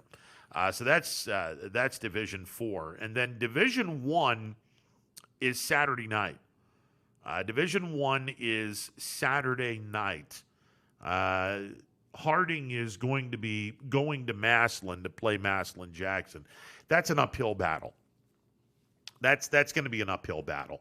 Massillon Jackson is the 3 seed. Harding is the 32nd seed. That's going to be a really, really tough battle. Fitch is going to be going to Hoban. Fitch knocked off Lakeside. They upset Lakeside up in Ashtabula on Wednesday night, 49-48. They're going to be playing Hoban on Saturday night. Fitch is the 24th seed. Hoban is the 6th seed. Fitch and Harding are in one district, and Boardman is in the other district, District 2. Boardman is going to be hosting North Canton Hoover, who defeated Uniontown Lake. There's a Federal Conference little how do you do there. 44-40. North Canton Hoover beat Uniontown Lake. So Boardman's going to be hosting North Canton Hoover. The winner of that game gets the winner of Green and Hunting Valley University School, which I believe is up in the Cleveland area. University School is playing number 14, Green, on Saturday night. University School is the 8 seed. Boardman is the 9 seed. So if the Spartans were to win over North Canton Hoover on Saturday night, they in all likelihood would have to travel to University School in the district semifinals. The top tier has Canton McKinley, who defeated Kenmore Garfield in the first round on Wednesday night. Canton McKinley will be hosting Cuyahoga Falls, who is the 33 seed. Pretty good chance McKinley gets into the district semifinals. Painesville Riverside was upset by Euclid, convincingly, I might add. Euclid beat them by 25 points, 90-65. Euclid will be playing at Canton Glen Oak in the other sectional title game, and the winner of that game in all likelihood gets Canton McKinley. There's a chance Boardman could become a district finals participant against Canton McKinley. It would be a rematch of last year's district semifinal game in which Canton McKinley knocked off Boardman. We'll see. We'll see what happens there. But those are the local teams that are left, and their tournament trail and whatnot. Should be entertaining, to say the least. All right, we're going to take a timeout. On the other side, we will continue to talk some sports. The MP Vivo Heating and Air Conditioning Hotline open for business. If you're looking to talk about anything else, whatever tickles your fancy, give me a shout on the MP Vivo Heating and Air Conditioning Hotline, 330-886-0813. We're back in a bit. It's a Friday edition of Running Point, presented by Greenwood Chevrolet on Mahoning Avenue in Austintown. News doesn't stop after the sun goes down. Sometimes you just have to hustle to get it. At 21 News, no matter how far it is, no matter what it takes to get there, we're working to bring you the best stories and the freshest content at 11 p.m. with the context and clarity that makes it worth staying up for, no matter what time it is.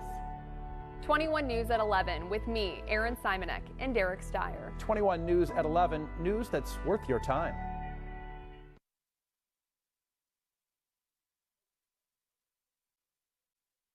When looking for home design inspiration, don't just be inspired, be Baird inspired. Whether new or remodeling, Baird Brothers has the latest trends like shiplap to refresh your home. Go from inspiration to installation with our wide selection of in-stock American hardwoods. From the rustic charm of antique oak to the warmth of traditional cherry, Baird Brothers has what you need to make your home inspiring. Baird Brothers, our family's heritage, your family's home.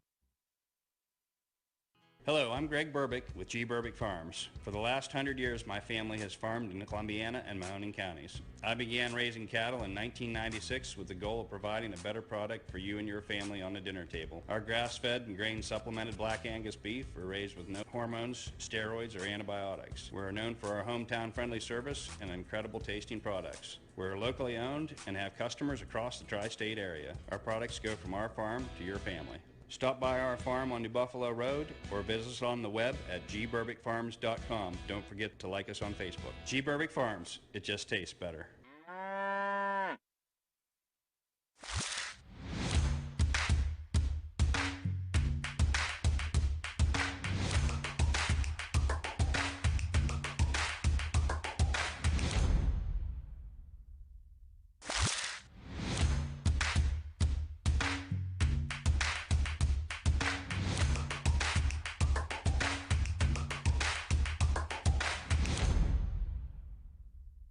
Hi, this is Tommy Clem, owner of WRS Insurance Solutions.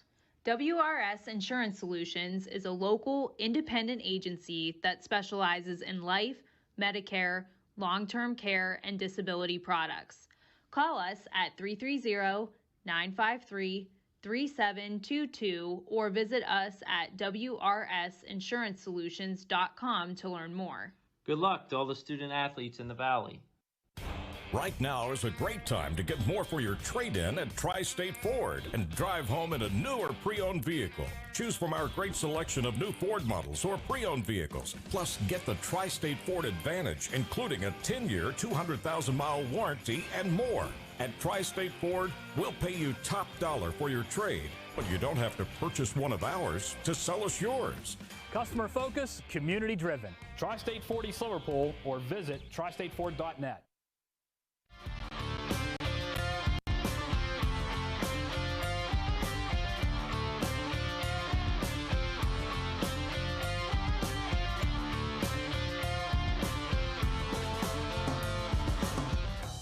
Welcome back to a Friday edition of Running Point presented by Greenwood Chevrolet on Mahoning Avenue in Austintown. We did want to make mention, Jason Kokrak is on the course in the second round of the WGC Workday Championship at the Concession. Kokrak is 1 under for the round, 3 under for the tournament. He is currently in 16th place, 5 shots off the pace. All right, let's go to the phone lines. Champ, you're on the MP Vivo Heating and Air Conditioning Hotline. What up, brother? Hey, Ron. Thanks for taking my call. Yes, sir. Very nice of you. But, this is the time of the year where you start getting all these brackets together for each conference, and they're pretty much the same. But these larger conferences, like the ones that have 14, they have to have the first games like 14 against 11. But for whatever reason, it seems like the Horizon League is always different than all the other conferences. For whatever reason, the double buys, whatever. But I don't know what the advantages are of doing a reseed as compared to just playing it out, by chalk. I don't know why you would reseed in this tournament. Do you know why? I guess they want to really have the top seed go because they realize that they're a one-team league for right now because, let's be honest, Champ, the basketball is, it's a mid-major, and mid-majors are not treated very kindly when it comes to the NCAA tournament. So I think that they want the number 1 seed to be there, because if the 1 seed stumbles, that 1 seed's not getting into the tournament as a second at-large team unless they've had a ridiculous year. Yeah, I can see that point, but I have a complaint because, you know me, I'm a manual guy. You can't fill the brackets out until you find out until the first round's over. No, I understand. Advance. Yeah, So it's a little frustrating. I have to do it in pencil or even crayon, maybe. But anyways, hey, well, hold on. Wait, hold on a second. You got an eraser for crayon? Yeah. You wrinkle it up and throw it away. Yeah, there you go. That's the ultimate eraser. Right. Because remember, we couldn't get it off the walls when we used to write on as kids. Yeah. But you know, the only thing, 4 and 5 is playing. You know, Detroit, Northern Kentucky. That game really doesn't mean much because whoever wins that game is going to be in the same situation. The other games, though, the seeding is much different. But yeah, that's I can see why they do that right now. But everyone was picking Detroit to be the sleeper against possibly Cleveland State. But YSU's playing Oakland. Oakland's odd because their record, they would have been like the 6th or 7th seed, but because of the way they figured out the seeding, they ended up being the 3rd seed. Yeah, they were the 3rd seed because the Horizon League put more value in road wins, and Oakland won most of their games away from the arena in Oakland. And that's why, even though they're somewhere around 500 overall, that's why they were given the 3rd seed, because they won the majority of their games were won on the road, and that gave Oakland some more respect to the committee. Yeah, they had a formula of 4 things: the league winning percentage, the strength of schedule, the road wins versus road losses, and then the number of league games you played at home and road. That was the formula. They kind of use a BCS formula to determine the seeding, which, once again, you know, Horizon League, they're like the Ivy League. They seem to be the first to do anything. Yeah. Everything. So. Yeah. Well, I mean, it's the league is stretched out as well for COVID reasons, but I think that this could give strategists and both YSU coaches, John Barnes and Jared Calhoun, the women's and men's coach respectively, they are both master strategists. So I think that it gives those coaches a really good advantage. I mean, think about it. The YSU women are going to be playing at Milwaukee on Tuesday. The YSU men are going to be playing at Oakland. And you have today, tomorrow, and Monday. Today, tomorrow, Sunday, and Monday to get ready for those opponents. It would not surprise me if one of those 2 teams pulled off the upset, and it really wouldn't shock me if both of them pulled off the upset. Yeah, and YSU is now in this territory where they haven't done very well. I mean, they've had trouble winning the opening game, but once they win that opening game, they have trouble advancing. But this is a good I think it's a good matchup for them, only because what you said, they lost to them twice, but without their point guard. I think that's got to be in their favor. But they got to go down. They got to play hard if they're going to win this game. They just can't rely on anything else. I'm sure they will, but. Can you say it's hard to beat a team 3 times in one season the same way you say in football with 2 times? Well, I agree with that. Yeah, I think it is really hard to beat a team 3 times in one season. Now, it's not impossible, and obviously it's been done. But I mean, look in the high school and the high school ranks. And I can speak with my Rebels gear on. You know, the Crestview girls, they had beaten Brookfield twice. What did they do on Wednesday night? Well, they got beat by Brookfield because you couldn't beat them the 3rd time, and that was, that sends Brookfield to the district championship game against South Range on Saturday. It's tough to beat a team 3 times in anything, let alone basketball. It's tough to beat a team 3 times in any sport. You know what? Only 33 days till opening day. Tigers and Indians. I'm really fired up about that. But the big picture, I'm concerned about Major League Baseball. A lot of things besides the minor league thing, but the main thing is the contract, because they're not going to get anything done this year. It's going to be next year. And I mean, are they going to be like things are going to get better, hopefully, with the COVID situation. But do you think they're going to? Could it be a strike possibly, or no baseball? There will be a strike, champ. Make no mistake about this. There will be a strike because the owners don't trust the players don't trust the owners. There's all kinds of vindictiveness running around on both sides. And look, I mean, if you sat down and you put your swords down and you came to the meetings in an open mind, I said this earlier in the week, and I truly believe that if someone were to approach Tony Clark, who represents the players, and someone that represents the owners, and I believe that would be Commissioner Manfred or whoever the council is, I would simply say, look, you guys, you want to be able to have some more money, the players do, and the owners want to be able to control the players a little bit more. So here's what we're going to do. I'm not going to say that we're going to go salary cap because the Players Association will never do a salary cap. They will do a salary floor.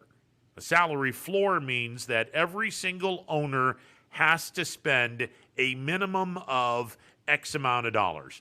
For me personally, I believe that every owner of a Major League Baseball team should spend no less than $70 million. No less than 70. Everyone's payroll should be bare minimum $70 million. And I think the Players Association would look at this and say, we're on board with this. Now, in return, because of the small market teams, you want to be able to keep your star players around. In return, management should ask the Players Union, okay, we're going to give you the salary floor. In return, we need an extra year from the players before they become a free agent. So now instead of 6 years, it's 7 years. Well, I think a lot of good points. But first of all, on that point, if baseball has a really good year this year, let's say attendance, everything goes well, TV revenue, as compared to if it doesn't have a very good year, which of those scenarios would be better for baseball in terms of the negotiating process? Well, if baseball has a good year, and let's all hope and pray to the God, capital G, and not the baseball God, small g, let's all hope and pray that COVID is kicked to the curb. If it's kicked to the curb, then the sooner it's kicked to the curb, the faster we're going to be opening up the stadiums for everybody and not just 30%, which, by the way, that's where we are right now. The Indians can get 10,500 fans in their stadium at 30%. So we'll see if they draw 10,500 every single game. But hopefully by the middle part of the season, that 30% will be jacked up to 60 or 70%.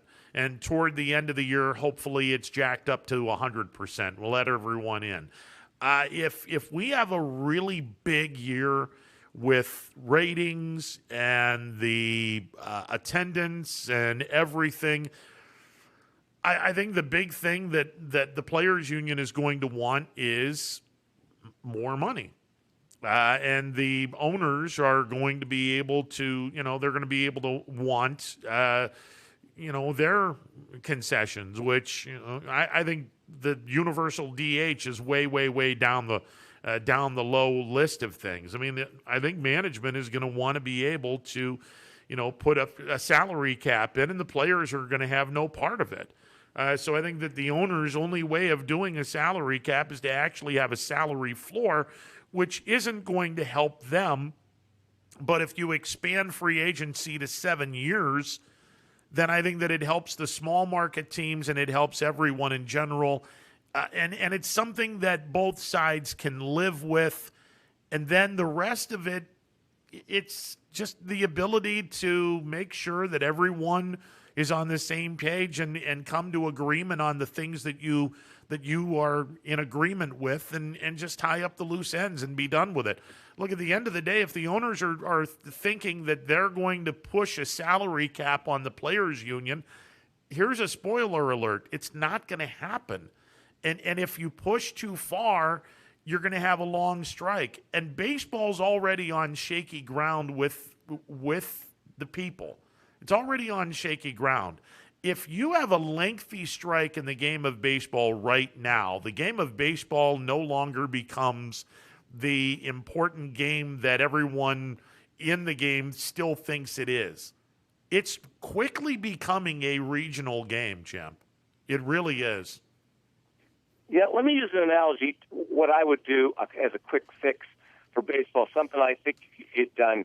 And I'll go back to the NBA because the NBA seems to have more cooperation among management and labor than all the other sports. They get things done. And one of the things they put in there, which I like, baseball should try to do, is putting in protections. What they did through the bird rights, where teams, small market teams in baseball, have an advantage of keeping their star players by what the NBA did by putting in those rules like the bird rights, and you can pay them an extra amount of money if they stay with the same team.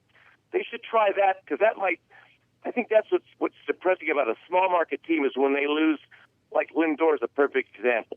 They lose a Lindor of a small market team. That's could be much more hurtful to them than it would be like a big market team. They need to fix that somehow, and they could do that, and both sides could agree on something as a quick fix. That would be my suggestion, to do something like that what the NBA does. Well, and again, I think that the Players Association has looked at salary caps and has looked around and said, well, these guys don't get paid like we get paid. I mean, think about this for a second. The NFL, none of those contracts are guaranteed. I mean, it's right. Some of them are, but not all of them are. Basketball, I believe the contracts are guaranteed in basketball. I believe they've gotten that part of it right. But then the superstars are paid ridiculous amounts of money. The rest of them aren't getting paid what Major League Baseball players are getting paid. Hockey has their own problems, but then again, hockey's a regional sport, and that's where baseball is headed. If they don't get in line and say, let's do a salary cap. Now, here's the other thing that I would do. I mean, if we're going to talk salary cap, and the owners are going to try to convince the players to do a salary cap, the players have to sit back and say, oh, if you're going to give us a cap, we are going to want a floor. So gone are the days of the Indians, the Pirates, and the Orioles, three teams that have payrolls under $40 million right now. That stuff is history. We're not going to do this. You're going to have a minimum amount of money that you are going to have to spend. And by doing so, that's going to give the players more money in their pocket. I mean, let's say that the New York Mets are $25 million over the salary cap, and they got to trade some of their high-priced talent. Well, now the owner of a smaller market team is going to sit back and go, well, I got to spend $80 million. Do I take on this wealthy contract and surround him with the what I have left, and that gets me the $80 million? Okay, I guess I'll do that. I mean, it's gonna force the teams that aren't spending money to spend money. But, it reminds me of the argument that we have in high school football of the private and public schools who's winning more championships. And that every year changes because that kind of evens out sometimes. But that argument, you can't really make a legit argument because the numbers aren't there to support that. Now, baseball, the small market and the big market, same problem because you have all these small market teams like the Indians and Oakland that have done well as small market teams. At the same time, you have large market teams like the Mets, the Angels, who spend tons of money, but they're terrible. So it doesn't mean just because you're a small market, you're going to stink. And if you're a big market, you're going to be great. So those examples exist. So that's why I don't think you could say just because you're small compared to a large that you're going to be a loser compared to the ones that are going to be winners. Oh, I agree with that. I agree with that wholeheartedly, Champ. And I think that the small market teams that are able to rightfully get all the prospects and have their prospects hit, which is a completely different science than small market and big market baseball. I mean, if your scouting department has done their job and 5 out of every 10 prospects that you sign become Major League Baseball players, you've got a factory. Your team, it doesn't matter how much money you spend, your team is a freaking factory where every single year you're going to be able to compete for a championship. And if you're players that, that are in the major leagues, 6 years later they become free agents and they go elsewhere, okay, that's all right, because I got guys in the minor league system that are ready to replace them. But the reality is small market teams don't hit 5 out of 10. Even the better major league teams are only going to get 3 out of 10 right, which is kind of like the batting averages in baseball. If a scout hits on 30%, he's going to be a Hall of Fame scout. It's kind of like the same thing with batting averages. So if your small market team is able to field and get some really good talent through the draft, through the players from outside the United States that are not in the draft, the Dominican Republic, Venezuela, Mexico, some of the other places, if they're able to hit on their foreign kids as well as the draft, they're going to be a solid team year in and year out because they've got a great farm system. But trying to get that farm system to be on top year after year after year, that's a tough thing to do. That's why the major market teams have an unfair advantage where they can sign guys. Now, that's not exactly an exact science either. I mean, the Los Angeles Angels, they're a classic example. I mean, they signed Albert Pujols to a long-term deal. It's turned out to be a garbage deal for the Angels. They haven't been to a playoff game. I don't think Mike Trout has ever played in a playoff game. He's the best player in the game, and he's yet to play in the postseason. Yeah, like 20 years from now or 30 years from now, they're going to say about, boy, how about that Trout? What a great player he was, greatest of all time. And then name one other player on that team. It'll be like, let me think now. Who else is on that? I mean, that's a one-man show there, and that's really, and they're, like I said, they spend a lot of money, and they stink.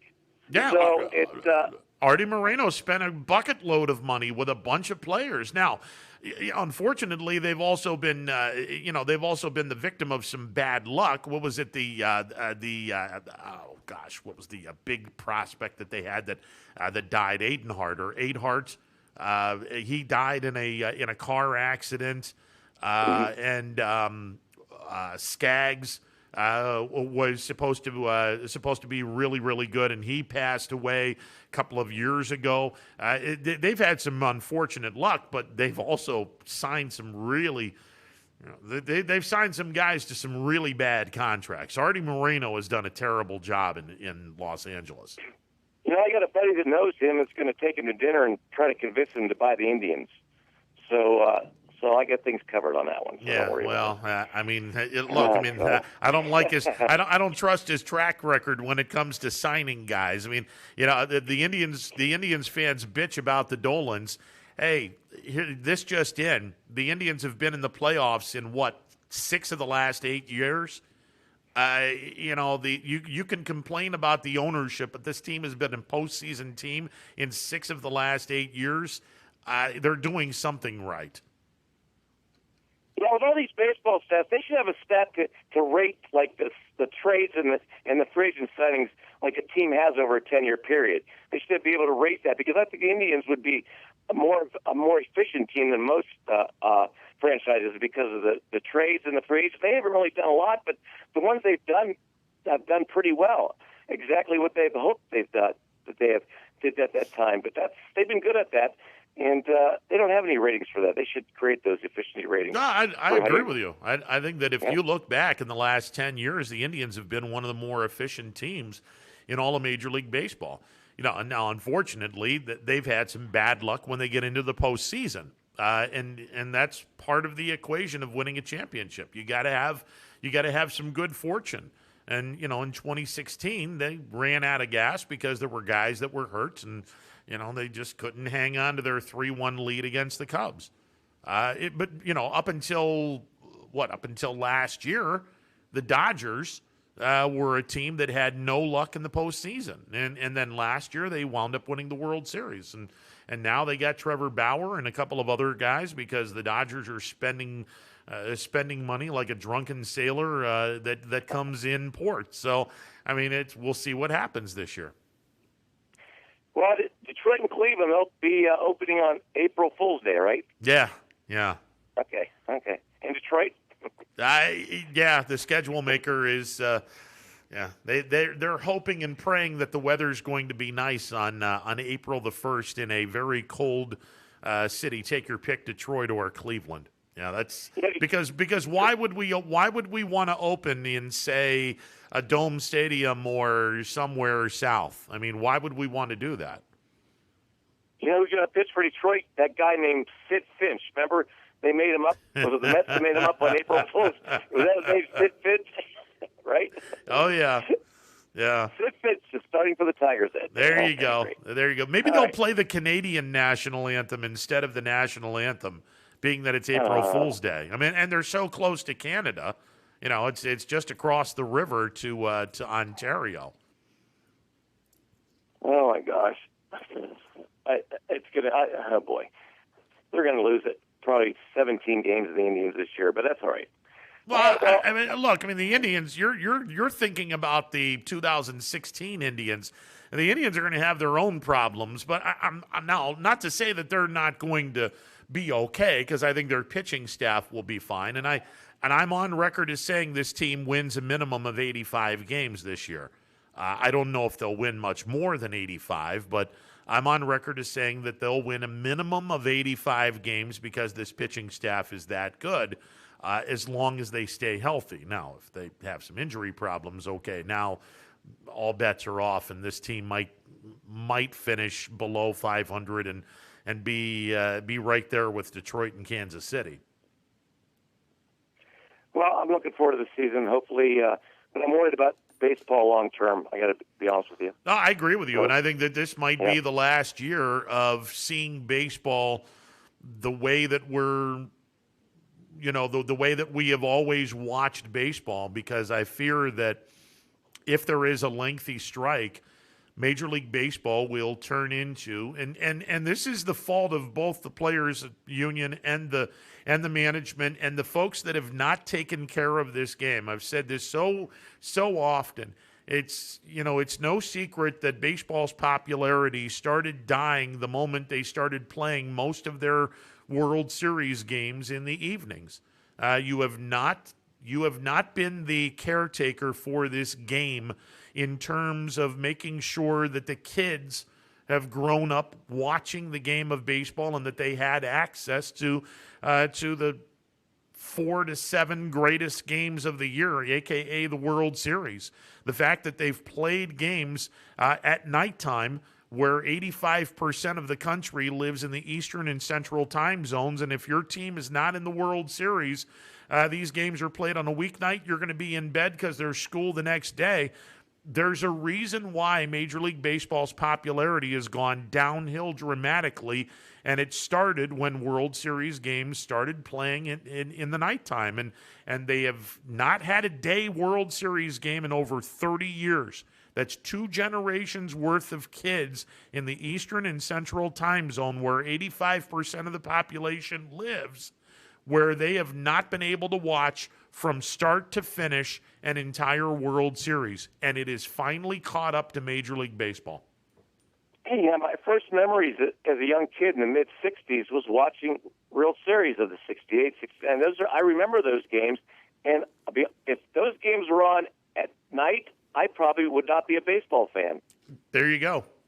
One of the reasons why I love baseball, and I was on the tail end of this, unfortunately. The first year that I remember watching baseball was 1971, and that was the first year that they started playing a World Series game at nighttime. Now, they only did one game a series in 71, 72, and 73, and then they went to 2 or 3 games in the mid-'70s, and then by the late 70s, they only played like 2 or 3 of the 7 games between Baltimore and Pittsburgh in 79.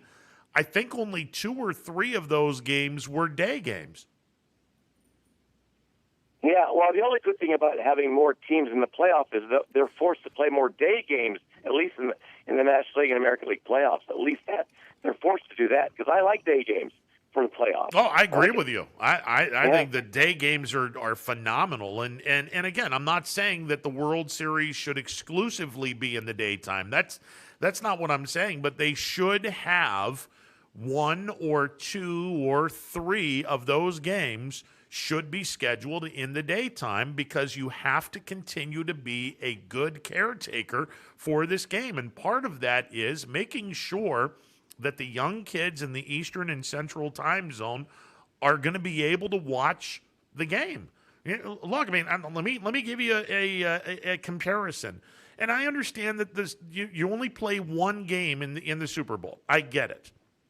You only play one game. But, Champ, that game is played in a time period where once the game is over, it's 10 o'clock, maybe a little after 10 o'clock on Sunday night. Those kids can stay up and watch that game, and then they go to school the next day. Guess what? Every single kid that can watch the National Football League in the United States, they're watching the Super Bowl because it's played in a reasonable time. And that's the reason why football has blown right past baseball to be the most popular game in America. That and the fact that the gambling part, it's so much easier to gamble on football than it is on baseball.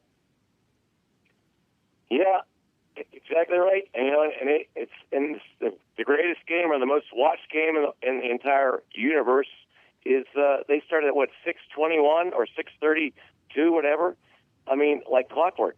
They started, and the games, they're over by 10 o'clock. Let's be honest. They don't seem to go on and on like they have before. I don't know, whatever reason, but they've been over quick lately. Maybe it's because the games were low scoring. But anyways, I don't get it with baseball. I don't get it.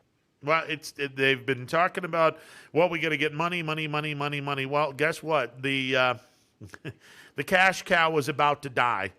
I mean, it's unfortunate, but the cash cow is about to die in Major League Baseball. And if they have a long, lengthy strike, it will die. It will most certainly die. It won't die immediately, but it will become a regional sport, that's the biggest fear for Major League Baseball is that it becomes a regional sport. And the owners want to tell you that it's not a regional sport. Let me tell you something. It's already becoming a regional sport, and that's the sad part of all of this. Yeah, it's not good. I don't like it at all. They cut all these minor league positions. They cut a lot of money from baseball. And then at the same time they gave one player. What did Bauer get? 41. What did he get per year? 41 million, or what did Bauer get for the? Close to $40 million, and it's so crazy. One guy gets $40 million, and they cut. How many 40 teams from the minor leagues, all these positions, but they can still pay this guy. See, you're right. They need somebody from the top starting to look at this thing, manage this thing properly. Yeah, just take care of the game. They've done a piss poor job of taking care of the game, and that's the thing that bothers me the most. And this has been going on for the last 30 years. The last commissioner that was, I didn't like Bowie Kuhn, but at least Bowie Kuhn had a little bit of integrity. I would have loved if Bart Giamatti had lived. He had so much promise, but the whole thing with Pete Rose and banning him from the game, it took so much of a toll on his health. And then all of a sudden, Bart Giamatti dies of a heart attack. Had he not died, I think that Bart Giamatti would have been an incredible caretaker for the game of baseball. Unfortunately, since Bart Giamatti, Fay Vincent was garbage. Bud Selig was worse. And Rob Manfred is the most ignorant human being. He makes Bud Selig look like a accomplished commissioner, and that's saying something because Bud Selig did a piss poor job as well. Well, when you have former owners becoming the commissioners, it's like a lobbyist. Yeah. That's what it seems like to me.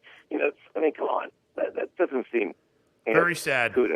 Very sad. Champ, always a pleasure, sir. You made a lot of good points, Ron. I wrote them all down. I appreciate it, man.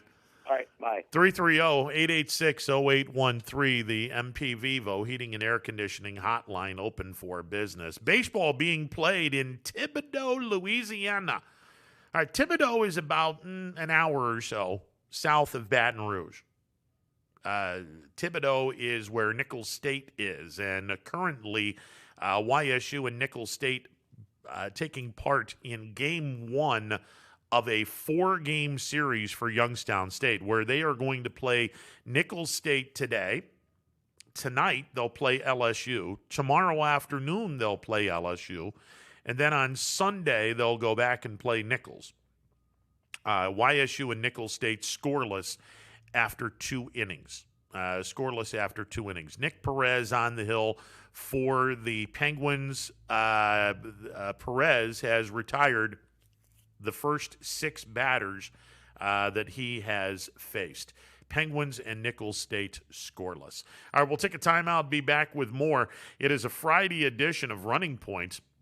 Coming up in about 20 minutes, we will hear from the head basketball coach of the Salem Quakers, Jeff Anders, as Salem will be hosting Louisville tonight in a sectional title game in Division II high school basketball. That's coming up tonight from Salem High School. We'll take a timeout. The MP Vivo Heating and Air Conditioning Hotline open for business. 330-886-0813. It's a Friday edition of Running Point presented by Greenwood Chevrolet on Mahoning Avenue in Austintown. New things happen all day. Some are good, some not so good. In today's complicated world, while you're busy working, playing, and living life, we're busy helping you make sense of the day's news. And there's only one place where it comes together with clarity, context, and accountability. It's 21 News at 6 with me, Madison Tromler, and Derek Steyer. 21 News at 6. It's what the day's news really means to you. Welcome home to a home made homier with Baird Brothers Fine Hardwoods. Inspiration starts at BairdBrothers.com and is turned into reality when high-quality hardwoods are delivered right to your home. Baird Brothers has the latest design trends, shiplap and skinny lap interior siding, antique oak rustic flooring, and, well, you'll find them all at BairdBrothers.com. Ordered easily, delivered conveniently, enjoyed comfortably. BairdBrothers.com. WRS Wealth Advisors, the area's premier wealth and retirement specialists. Located on South Avenue in Boardman. Hi, this is Jim Myers with Myers Family Insurance, your local Medicare and retirement resource. We're excited to have sports back. Whether you're on the field or cheering from the stands, sports unifies communities and brings hope for the future. We're all one team working together. At Myers Family Insurance, we know the importance of a great team. Our team continues to grow to help you with your Medicare and retirement needs. The annual election period is October 15th through December 7th. Now's the time to make sure your plan continues to meet your needs for the upcoming year. Call today. Hi, I'm Colin Chupa. And I'm Kelsey Clem from K-Squared Marketing. Our boutique marketing firm specializes in media planning and buying, public relations, event marketing strategies, and strategic sponsorships. We can integrate our services with your existing game plan, or we can be your entire marketing team. Your goals, our game plan. Let's win together. Call K-Squared Marketing at 330-623-2730 or visit ksquared.marketing to learn more. Baird Brothers remains your source for fine hardwood products. For the time being, we're open for customer pickup only on weekdays 9 a.m. to 4 p.m. and Saturday from 9 a.m. till noon. Place your order online at BairdBrothers.com. Baird Brothers, for the place you love. Quality, customer service, and integrity. Those are the 4 words that have driven our success since 1957 at Joe Dickey Electric. Joe Dickey Electric is one Mahoning Valley landmark business that stays current with the requirements of our customers. Family owned and managed, we are an electrical contractor and energy solutions provider. Every member of our team adds to his or her skill set through ongoing training. Residential, commercial, industrial, automotive, and more.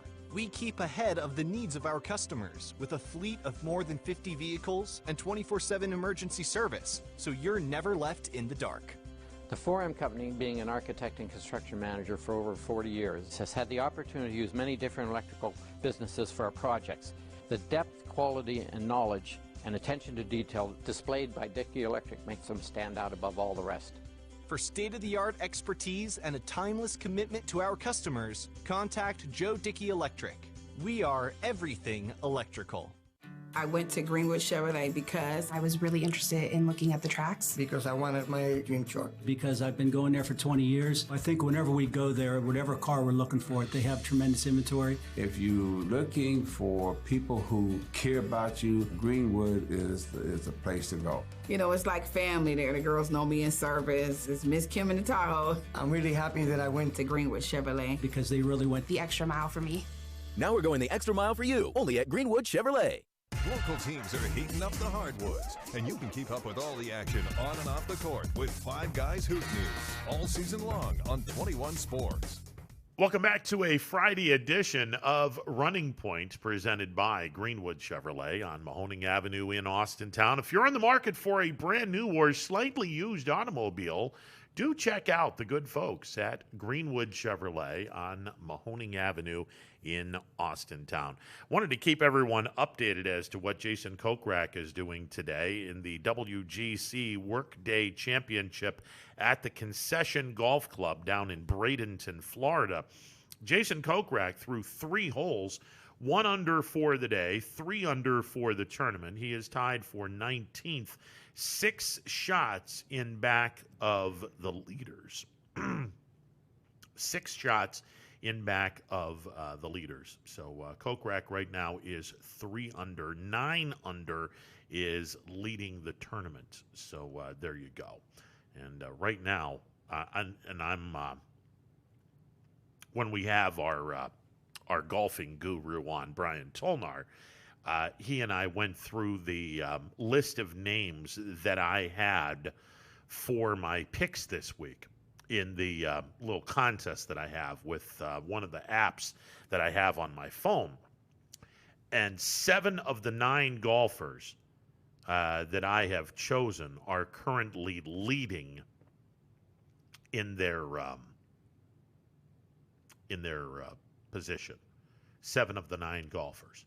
Now, unfortunately, the two the 2 that are losing, I have one that's losing by 7 shots, and I have another one that's losing by 9 shots.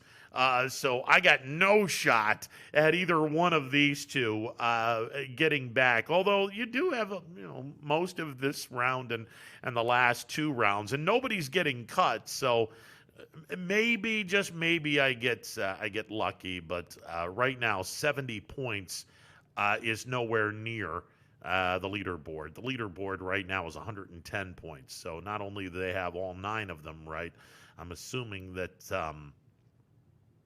that they have the winner of the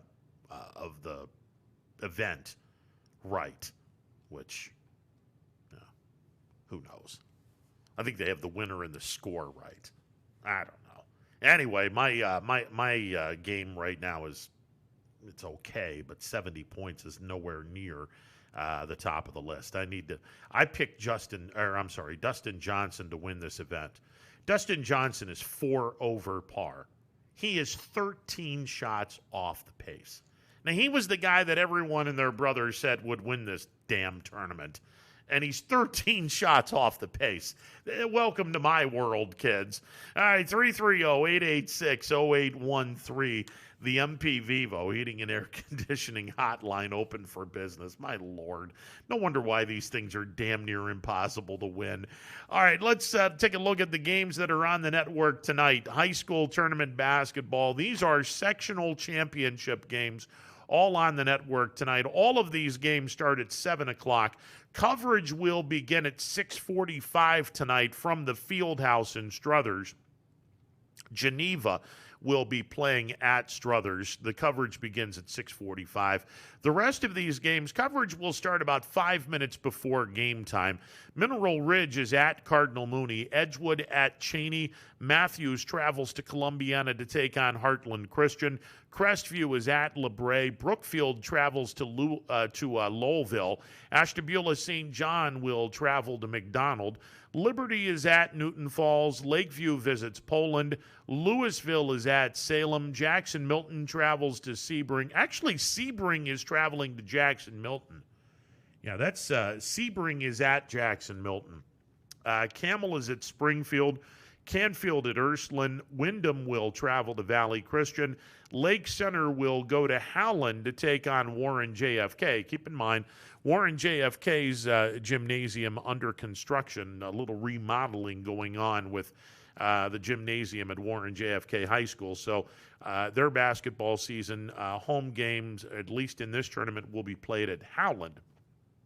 Jefferson is at Waterloo. Lisbon travels to Wellsville. Those are the games that are going to be on the network. We made mention Nicholls State is playing Youngstown State in Game 1 of a 4-game series in which Youngstown State will play Nicholls State this afternoon and Sunday afternoon. The Penguins will play 2 games against LSU, currently ranked number 12 in the country. YSU plays LSU tonight at 8 o'clock. And then tomorrow afternoon down in Baton Rouge, and that will be the 4-game series with YSU, 2 against Nicholls State and 2 against LSU. We can tell you that the Penguins have taken a 2-0 lead. Dominic Bucco and Dylan Swarmer getting RBIs. The more difficult way of doing it, they were both hit by a pitch with the bases loaded, and the Penguins take a 2-0 lead on Nicholls State. All right, let's go to the phone lines where we are joined by the head basketball coach of the Salem Quakers, Jeff Anders. Jeff, how are you today, sir? I'm doing pretty good. How are you? I'm doing well. Congratulations on a fun year that you guys have had this year. I know that it's been tough trying to get the 22 games in, but gosh darn, you guys did get your 22 games in. 15-7 in the regular season. You put away Girard in the first round of the tournament. You decided to play instead of take the bye. You're now 16-7 going into the sectional title game. Congrats on that, Coach. Yeah, thanks a lot. I appreciate it. It was certainly a task. Weren't sure coming in, obviously, if we were going to get 10 or 12 games in, but we were fortunate enough to schedule them all and got them all in, and that's what we want to do: play the games. That's what the kids want to do. That's what they want the most. So yeah, it was exciting that we were able to get them all in. Well, the Northeast Conference, it gives you an opportunity to play, and correct me if I'm wrong, it's an 8-team conference, so you're looking at 14 built-in games league-wide. Which gives you a 17. Yeah, okay, it's a 17 league. You're right. So that's that's giving you 12 games built in, and then you have to go outside and play 10 games. But the NEC, and I've been telling people, man, that's a physical conference you guys have. Yeah, I think so too. When we get outside of the conference and play some of the other teams, I think it shows. It shows that it is a physical contest or a conference. Each battle, each team in the conference has some physical kids, some good athletes, and so forth. But it prepares you for out of conference play, and certainly prepares you for the tournament.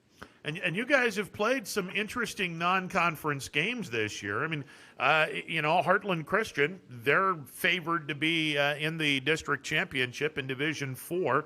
Springfield, a very, very good Division 3 opponent. You've played them. You've played Columbiana. You played Poland, a solid Division 2 team.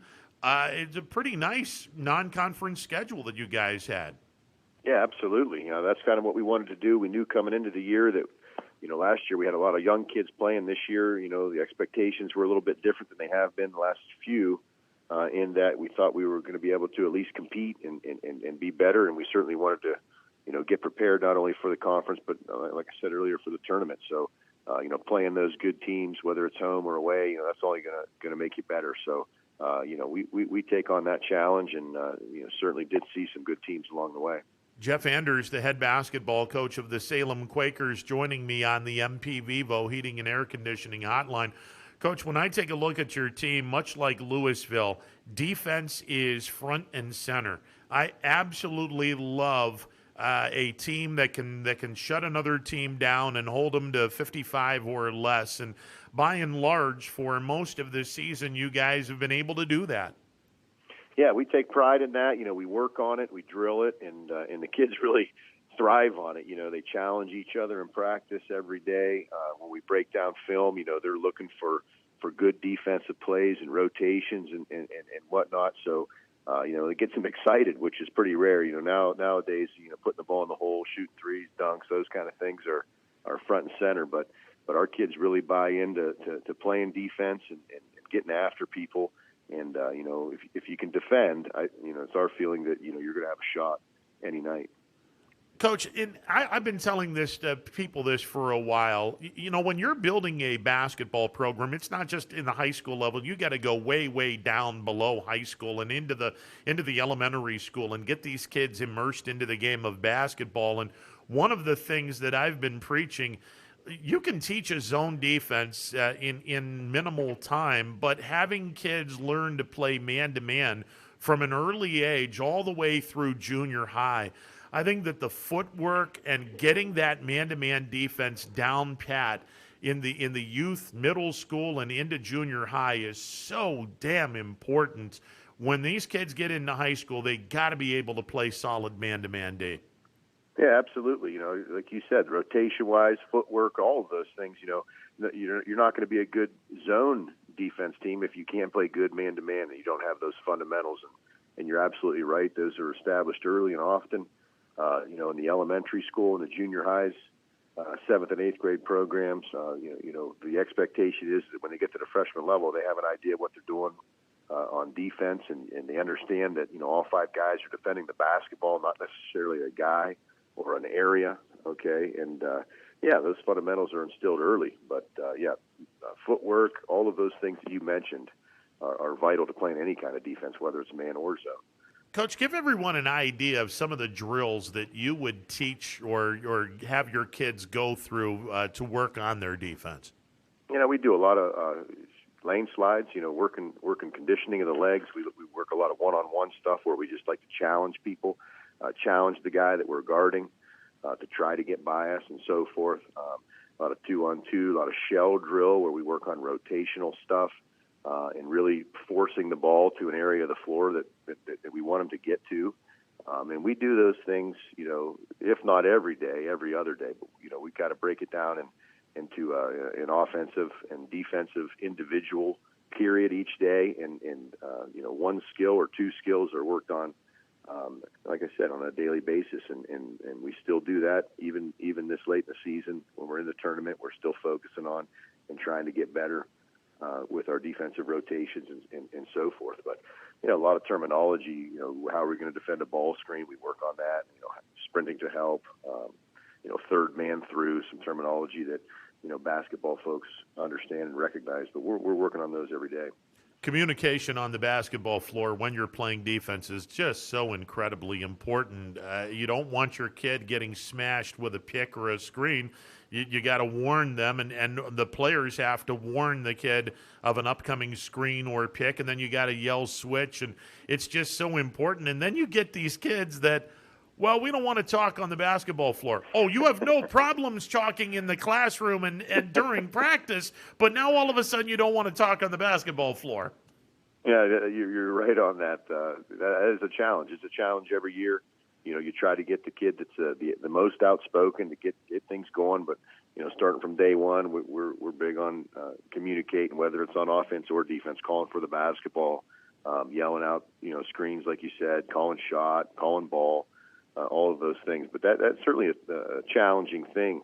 And like you said, a lot of times the guys that are the most talkative in the classroom are the least talkative on the court. But All you need is one or two or three guys that are going to lead by example, and usually you can get the other guys to buy in.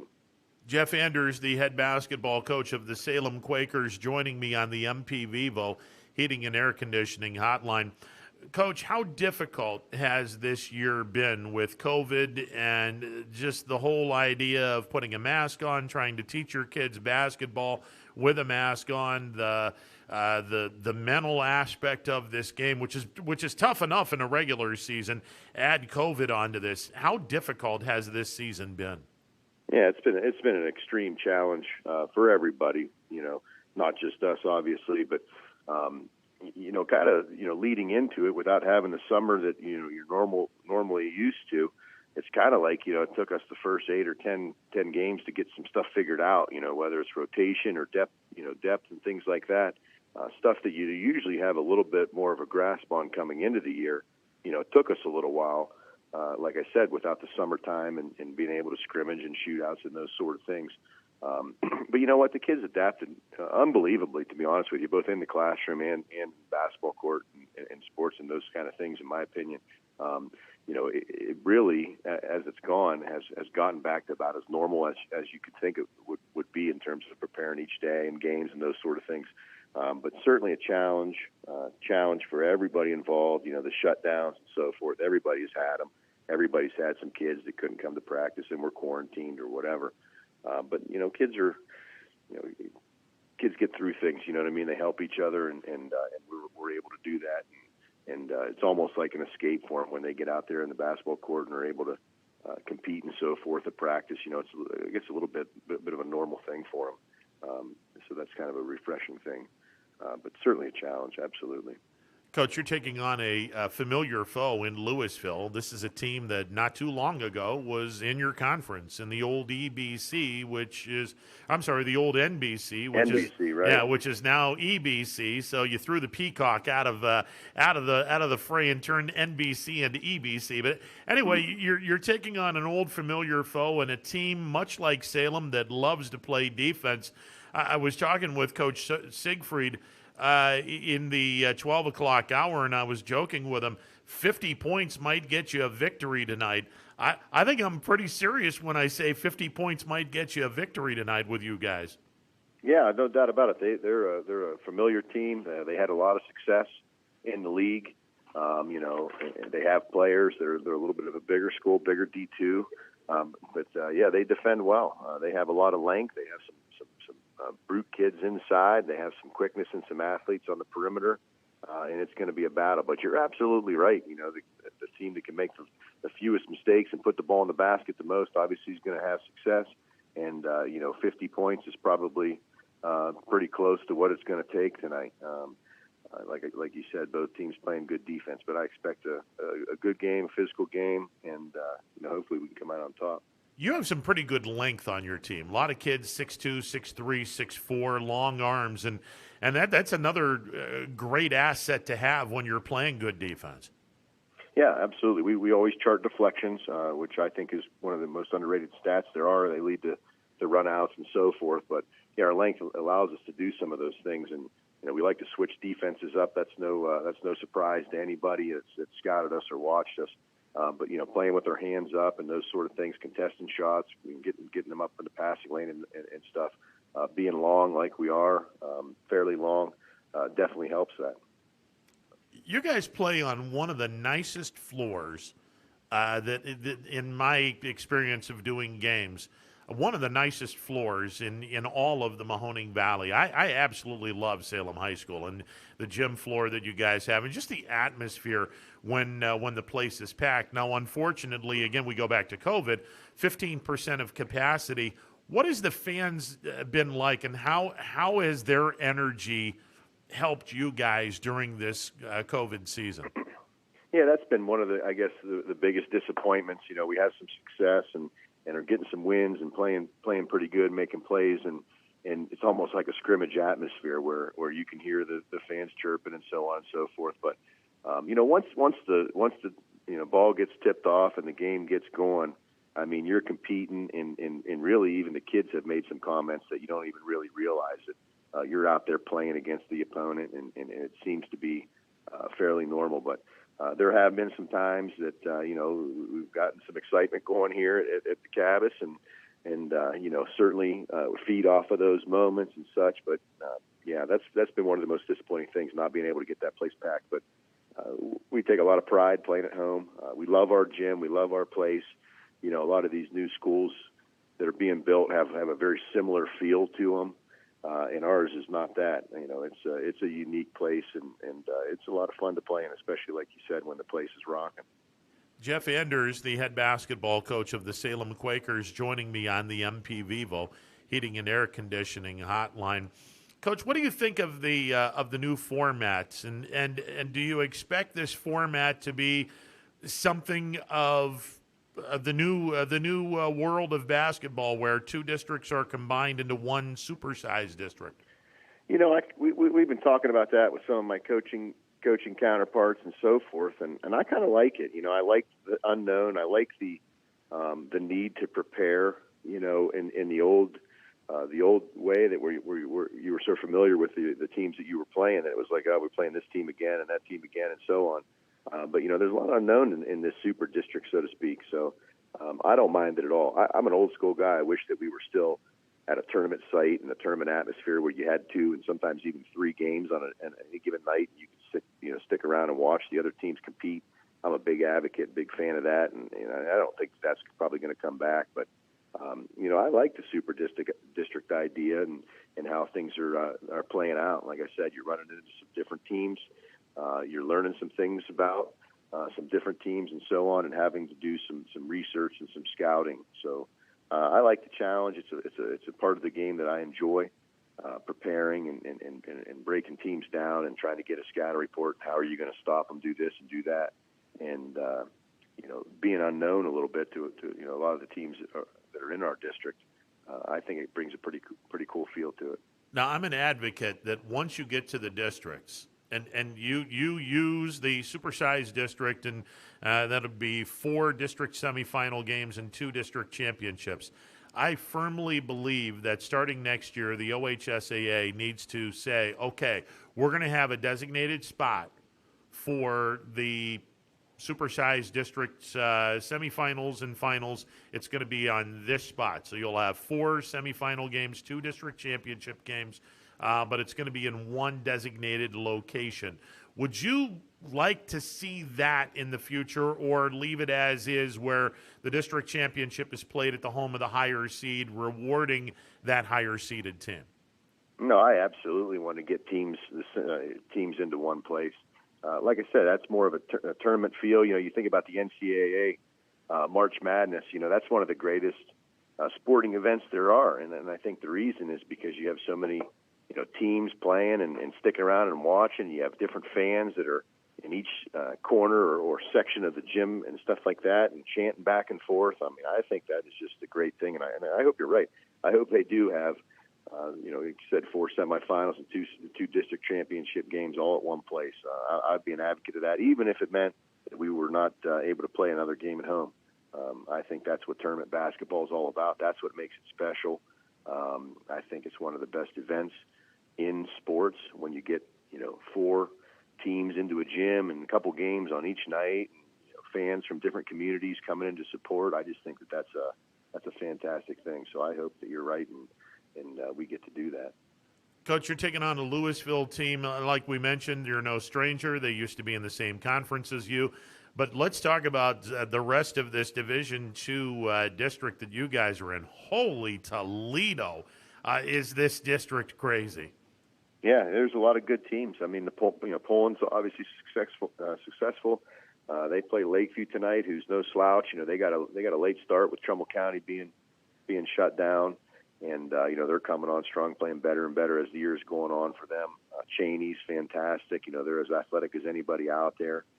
Then the other side with Struthers going 22 or 23-0 now. There's a lot of good teams competing. West Branch in there. It's kind of nice to have some other league teams, with us, I guess, so to speak, like Canton South. They're on the other side of the district, but there's a lot of talented teams, so it's going to be very interesting how this next 2 weeks play out. Coach, what does Louisville bring to the table that might concern you going into tonight's game?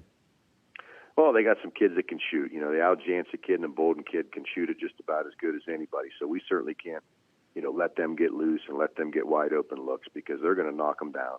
We got to make it tough on them. and the next breath they have some kids that can bang inside with the Noble and the Pickens kids that load in there, and they have some weapons on the outside. They have some weapons on the inside. They're deep. They play 9, 10, 11 guys, so they're going to stay fresh. So there's a lot to be concerned with, but my guys are going to fight hard, and they know what we're up against, and hopefully we can be there in the end and with an opportunity to win. If you're blessed to win a district championship, how well prepared is your team or whoever wins this district championship going to be, considering all the talent that is in this particular half of the district? Yeah, I think that playing good teams, playing competitive teams is going to prepare you, and once you get to that point, you're able to get to the regionals. Anything can happen, and I keep going back to about a week ago, Sebring knocked off Springfield. If that can happen, anything can happen. So if we were fortunate enough to get to the region, get through this district, who knows at that point? Any given night in this game, you could be hot and they could be not. So you could get it done, and it'd be exciting to see what happens. Well, it's been a fun year to this point, and hopefully Salem survives and lives to fight one more battle in the district semifinals. Good luck tonight against a really good Louisville team, Coach. I appreciate it. Thanks a lot for having me on. You got it. Jeff Anders, the head basketball coach of the Salem Quakers. This game is real simple to scout out. First 1 to 50 wins. Both of these teams play ridiculously good defense. First 1 to 50 wins this ball game tonight. I love this matchup because I'm a big fan of defense. I'm a big fan of players that play some solid in-your-face man-to-man defense, and hopefully, knock on wood, pray to the basketball gods, small g, that they're going to let the kids play tonight. Hopefully they let the kids play tonight, and you're not calling the ticky-tack BS calls.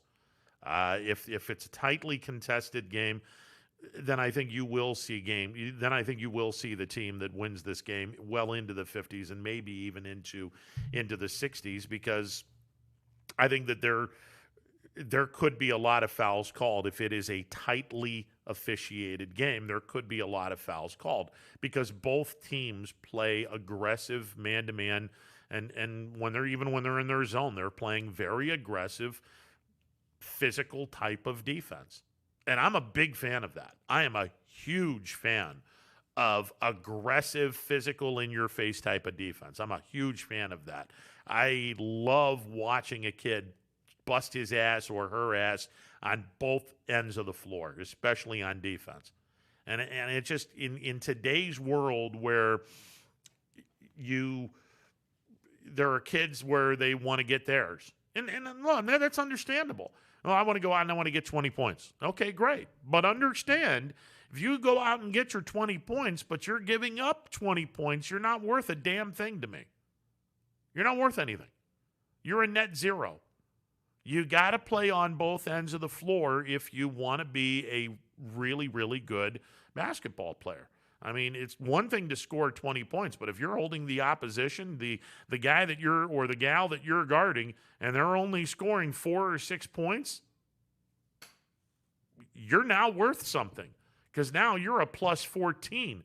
If you scored 20 and your opponent only scored 6 points, you're a plus 14. You're worth something very substantial. And that's where it's hard for the coaches of today to try to get the kids to buy into playing defense. But if you get a coach that can convince their kids, we're going to be this much better if you play defense, and they challenge them to play D. And Louisville and Salem are two schools where they play defense. I am going to absolutely love seeing the highlights of this game because it's going to be two teams that are going to get after it and play solid defense. That's my kind of basketball. All right, 330-886-0813. We're back in a bit. Stick around. Hello, I'm Greg Berbick with Berbick Farms. For the last 100 years, my family has farmed in the Columbiana and Mahoning counties. I began raising cattle in 1996 with the goal of providing a better product for you and your family on the dinner table. Our grass-fed and grain-supplemented Black Angus beef are raised with no hormones, steroids, or antibiotics. We're known for our hometown-friendly service and incredible tasting products. We're locally owned and have customers across the tri-state area. Our products go from our farm to your family.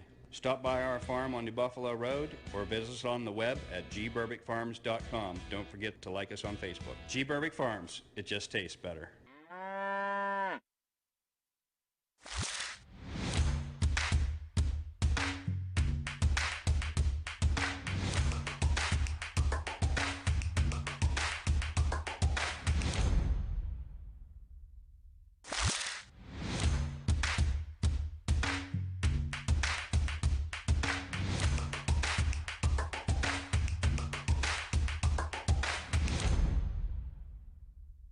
Hi, this is Tommy Clem, owner of WRS Insurance Solutions. WRS Insurance Solutions is a local independent agency that specializes in life, Medicare, long-term care, and disability products.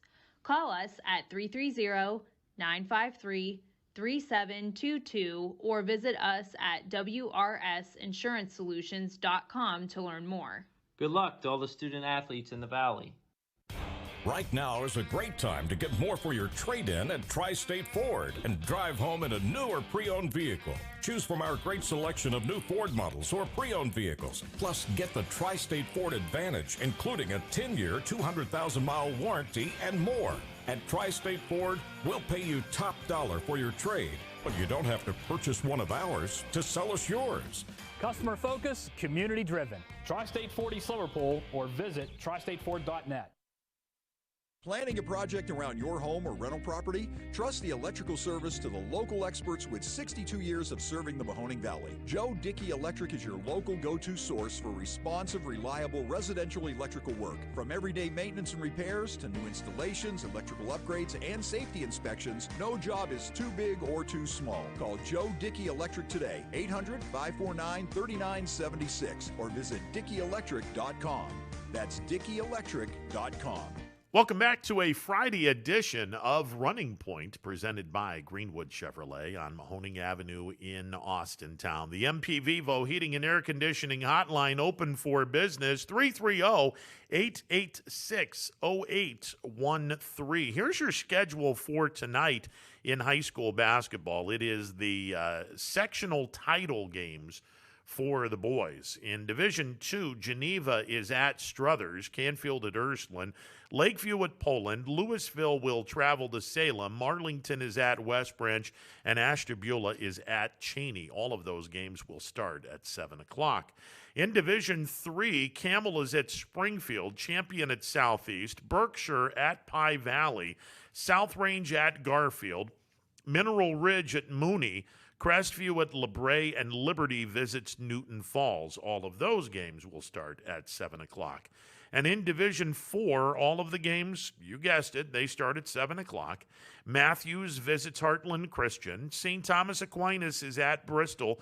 Brookfield at Lowellville. Ashtabula St. John at McDonald. Wyndham will visit Valley Christian. Lake Center Christian is going to go to Howland to take on Warren JFK. And Sebring will travel to Jackson Milton. Those are the tournament games set for tonight. Sectional final games in Divisions 2, 3, and 4. I believe East Liverpool is also in action. They're going to be taking on Cambridge, who upset Steubenville. I got to throw those guys in as well. East Liverpool boys will be hosting Cambridge. They're in a completely separate tournament than all of the other teams in Trumbull, Mahoning, and Columbiana County.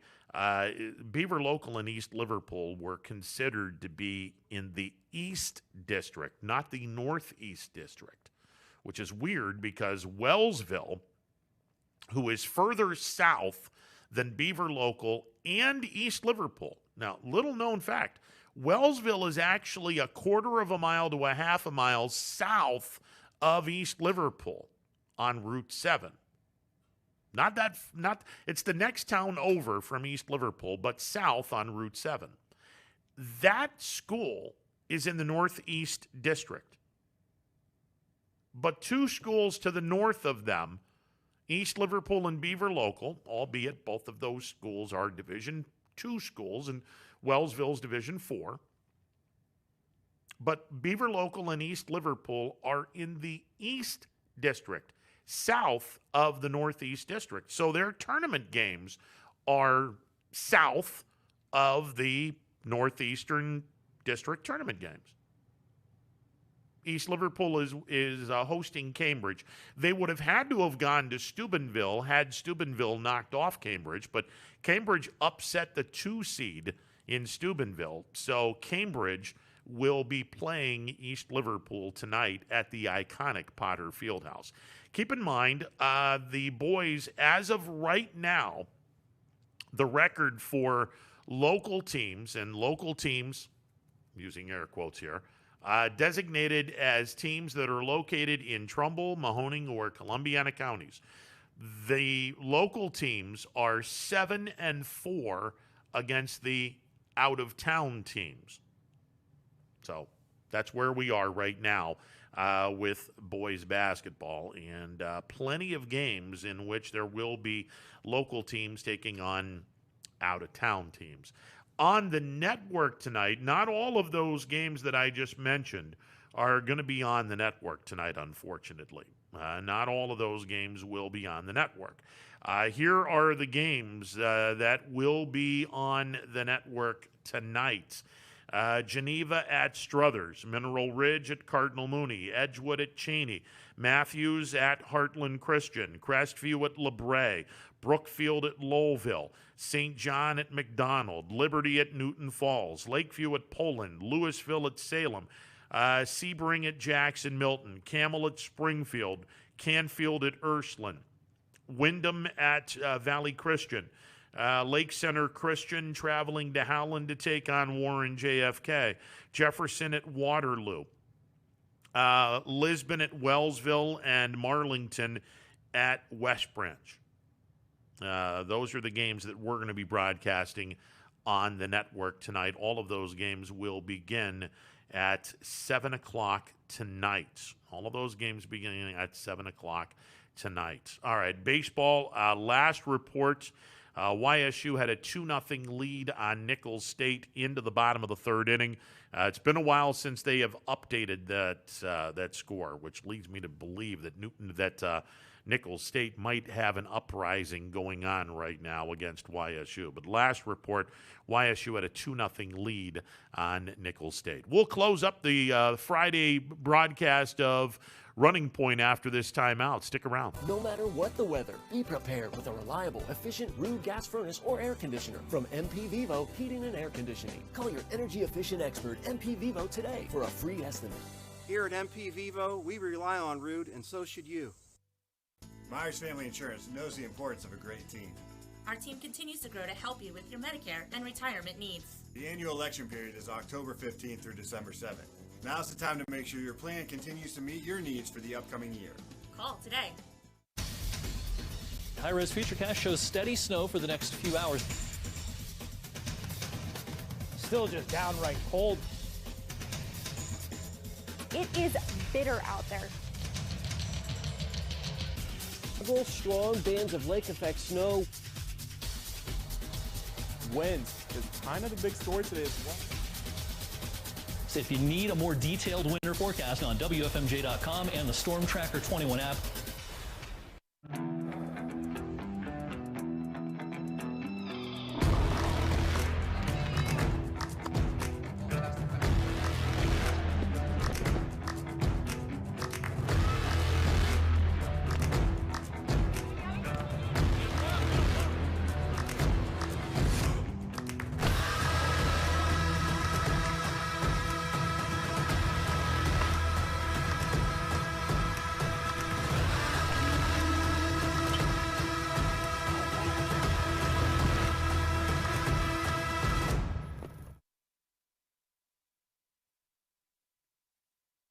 I went to Greenwood Chevrolet because I was really interested in looking at the tracks. Because I wanted my dream truck. Because I've been going there for 20 years. I'm really happy that I went To Greenwood Chevrolet. because they really went The extra mile for me. Now we're going the extra mile for you, only at Greenwood Chevrolet. WRS Wealth Advisors is the area's premier wealth and retirement specialist. With our combined 70 years experience and comprehensive wealth strategy, we assist our clients attain their goals. Call 330-965-0370 to learn more about our individual and corporate financial planning services, or visit wrswealthadvisors.com. Good luck, athletes! Hi everyone, this is DJ Yoakley with Your Sports Network. We appreciate your support of YSN and welcome you to the YSN family. Our broadcast streams are brought to you live at no cost to you by sponsors that are local to this community. Without the vision and generosity of our sponsors and partners, we would not be able to bring this game to you today. So please support the great businesses and leaders that are making this game possible. And if you're a business in need of great advertising and sponsorship opportunities, feel free to head over to our site for more information on the right fit for you. We are local, we are loyal, and we are live. We are YSN. Ah, the details. Baird Brothers Fine Hardwoods is one fine ride. Perfect cornering, superb handling, sporty and stylish, power to spare, plus awesome mileage. Yeah, jaw-droppingly beautiful lines and well appointed with luxurious trim. Put more oomph in your life and start beholding the molding.